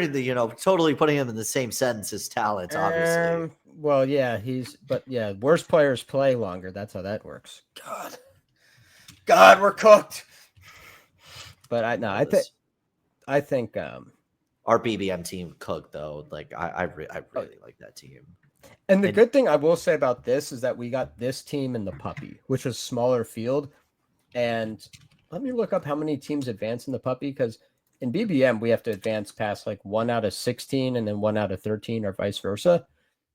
In the Puppy, it is 1 out of 10, 1 out of 10. That's a bit easier where you don't need like the craziest correlations. You still want it, but like Niners should. Oh, sorry. What was it? I was looking at Amari Cooper. There's a Bleacher Report article saying the 49ers should sign him, but I feel like that's just like off season. No, they should not. I would not like that. That would be bad. Jam up the room way too much. I think actually Ayuk, when it counts, will in a deep room. I think he's a nice value. But oh man, there's a lot of articles about 49. I look up Amari Cooper. Everything's 49ers. That would be so. That would be interesting. What would that mean for I mean, they be trading Ayuk at that point? One of them, or Juwan is just totally irrelevant. If you told me Amari Cooper was their wide receiver 3, I would be like, all right. Like if they move Ayuk and you're like, he's the wide receiver 3, he's behind Jennings and Pearsall, but he's going to have some weeks. And then if like one of them gets hurt, which is very live, it's like, oh my God, wheels. No, I think Jennings would just get booted out of the lineup. I could see it. Ricky's first round pick. Yeah. Signs of development. I think Ricky has more. Juwan has more upside. That's why he's getting taken higher. But from a team investment standpoint, first round capital, he's done what they thought. He produced well late in the season. Juwan has been a valuable guy, almost won a Super Bowl MVP at day 1. He was right up there with Christian McCaffrey. As a receiver 3, they're happy with him there. So that would be the scenario. That's a really weird team for him. I just think it's Vegas. No doubt. It makes too much sense. So at quarterback, one of the quarterback rooms of all time, Jared Goff, Justin Herbert, Anthony Richardson. How are you feeling about these 3 Sigmas? It's a hodge. Well, Goff is very nice, but you're definitely going to worry about the other weeks. I guess Richardson's the upside played, but Herbert was good at price. Or I mean, look, in a draft where QBs were getting pulled up, you got Herbert 18 picks below ADP, so that's nice. But it's I think the upside I think is the annoying part. I think it's enough to advance, but you're just because of the lack of stacks. That's the only part. So unless Herbert has enough chops to run, but it's just not his game. Goff is a clear pocket guy, and then Richardson's kind of the wild card. I like him at price, but this team's riding on you're the feeling Jared Goff. You're feeling a little gross, but it could. It's riding on the Jared Goff nuking scenario, which that for when that happens, which it did a couple years ago, you're pretty happy about it. Bucky Irving, Josh Jacobs, David Montgomery, Ray Davis, Tank Bigsby. That running back room strength is of the team. Easily. Chef's kiss, values. like just the right pockets of guys. This one cooked in a receiver first round room to get those two is fantastic as running back kind of gains momentum in these drafts. It just feels more like a running back in terms of ADP year because of last year. You get Montgomery cheap, love Ray Davis and Bigsby at price. They both Ray Davis given the opportunity, and he could definitely steal some rushing work off of James Cook, especially with holdout scenarios, or Cook is just a smaller guy. It's a little it's not crazy to expect that they want to rotate him out a little bit, and Ray performed well in his limited opportunity. And Tank, you're just betting on that someone's got to lead that room. Tootin's a rookie, could fumbling issues. LeQuint, third down guy, excuse me, is a 7th round guy. And Travis, he had the room over him, so it's a bet of it's a crowded room bet. Am I sensing some Kalen Robinson erasure? Not mentioning the Jags RB5. Is that right? I mean, is that? I mean, if he has relation to James Robinson, then yes, that is a very egregious. He's 5'8", 190 something pounds. He's basically Ashton Genty, bro. Keelan Robinson. We have Ashton Genty at home. Yeah, well, the Robinson in a Jacksonville uniform, that's done well before. That has happened. And because it happened before, it could happen again. Jefferson, J-Mo, Jalen Waddle, Josh Downs, Rashid Shaheed, Jack Besh, Darius Slayton, and the ageless wonder, Mike Williams. So Jefferson, you're looking at a QB change, but the line should be better. So Jefferson at his price is right.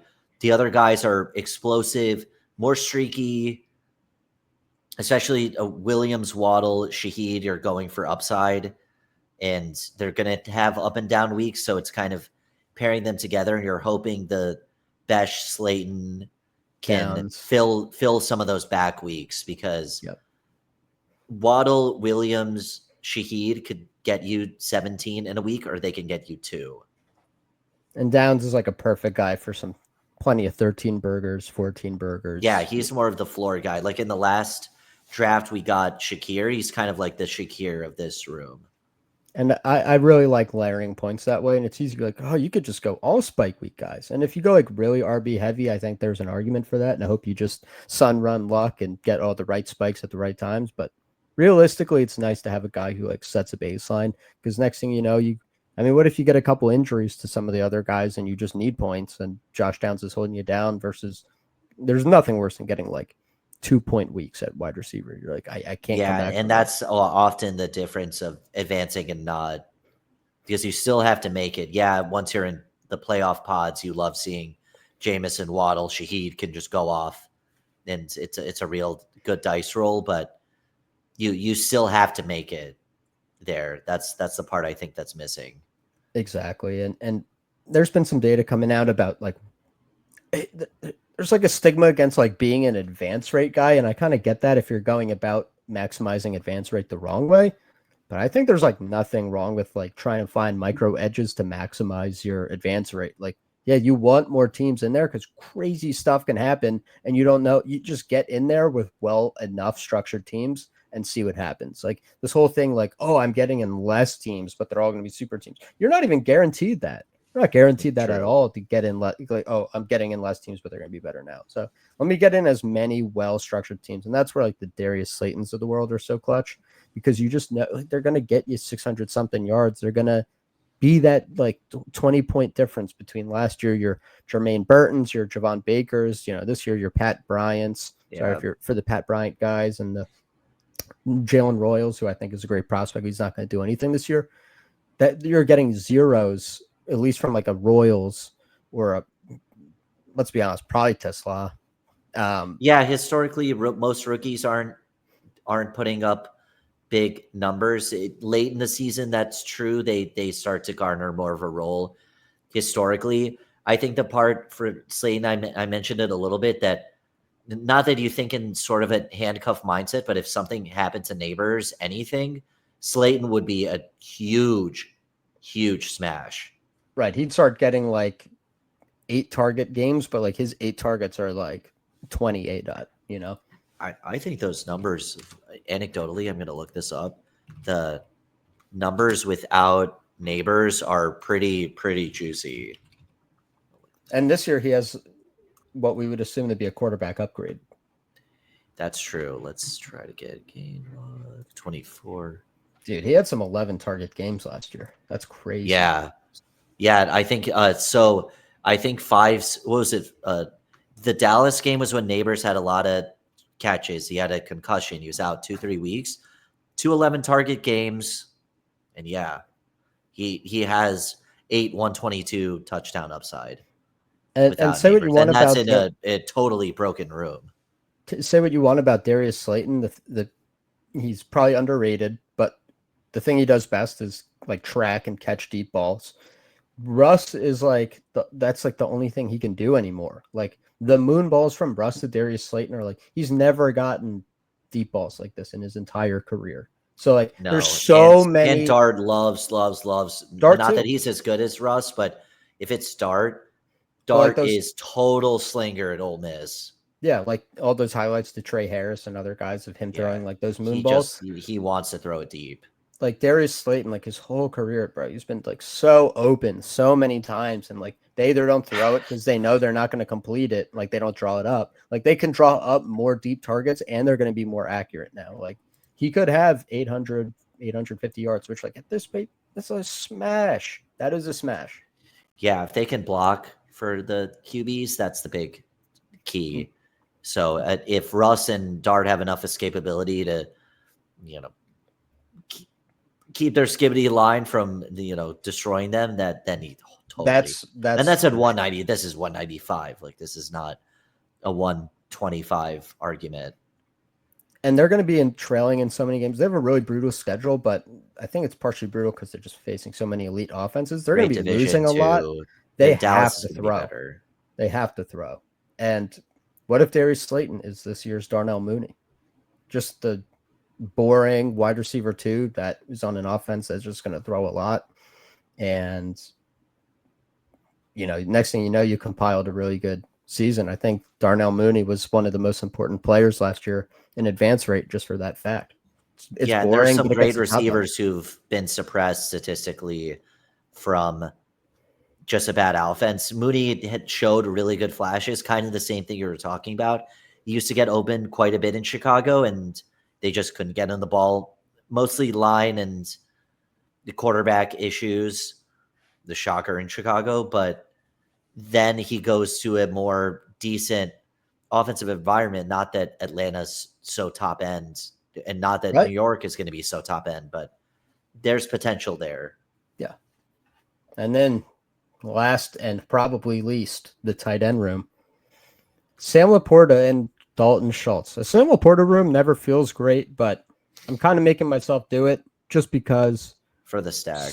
Sometimes it's going to be the Sam Laporta week. Like he's probably a minus EV pick at his ADP, but we saw week 15 2 years ago. If you didn't have Sam Laporta, he had like a 30-point game. You were cooked. You're cooked if you didn't have him, and he can do that. Yeah, and he caught on a bit late last year. Right.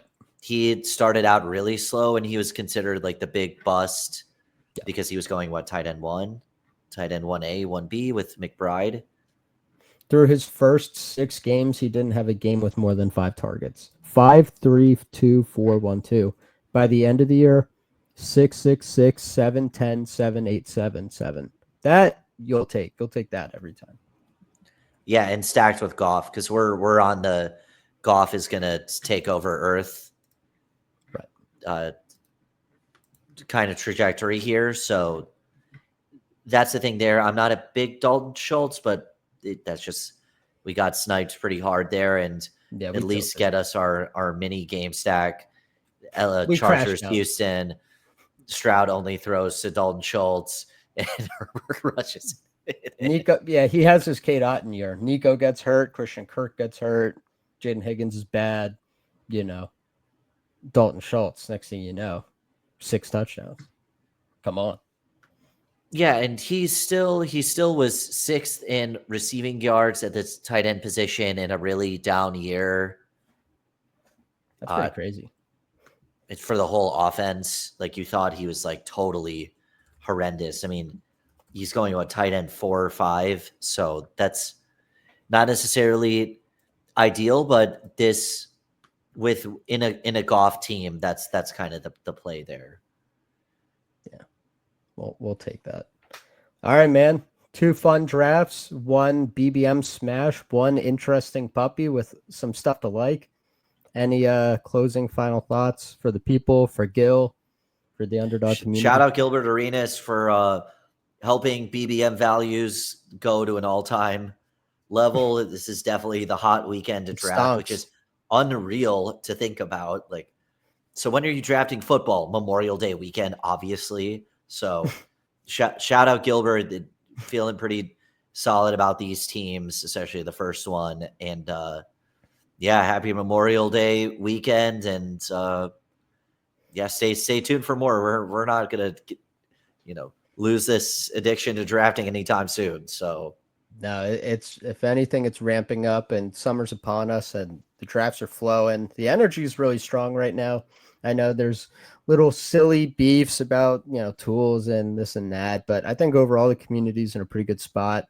People are having a lot of fun drafting, and it shows engagement. I think that's the biggest key, because in normal sports is constant arguments. So it's pretty relaxed.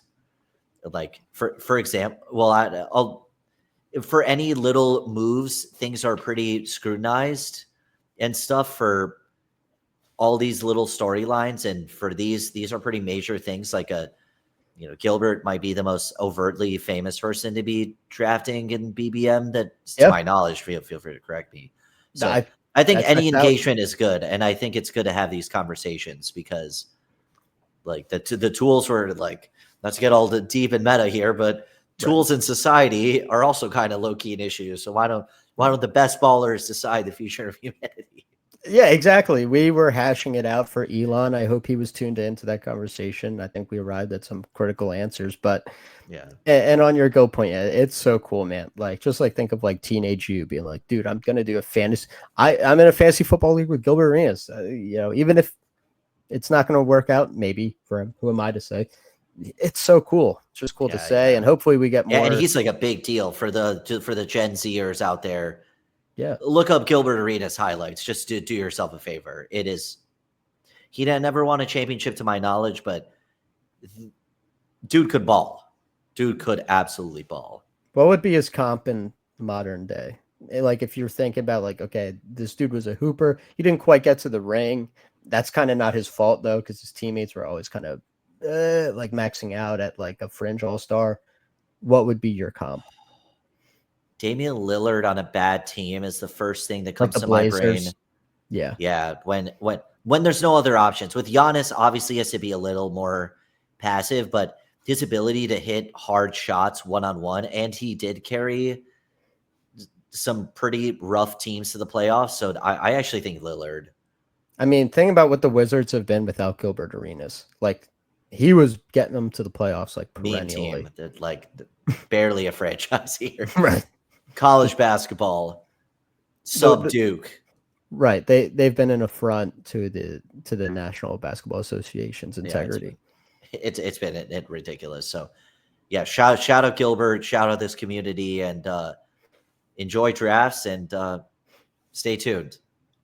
All right, guys. For Shawn, for Sus, it's been a pleasure drafting with you guys. Have a good one.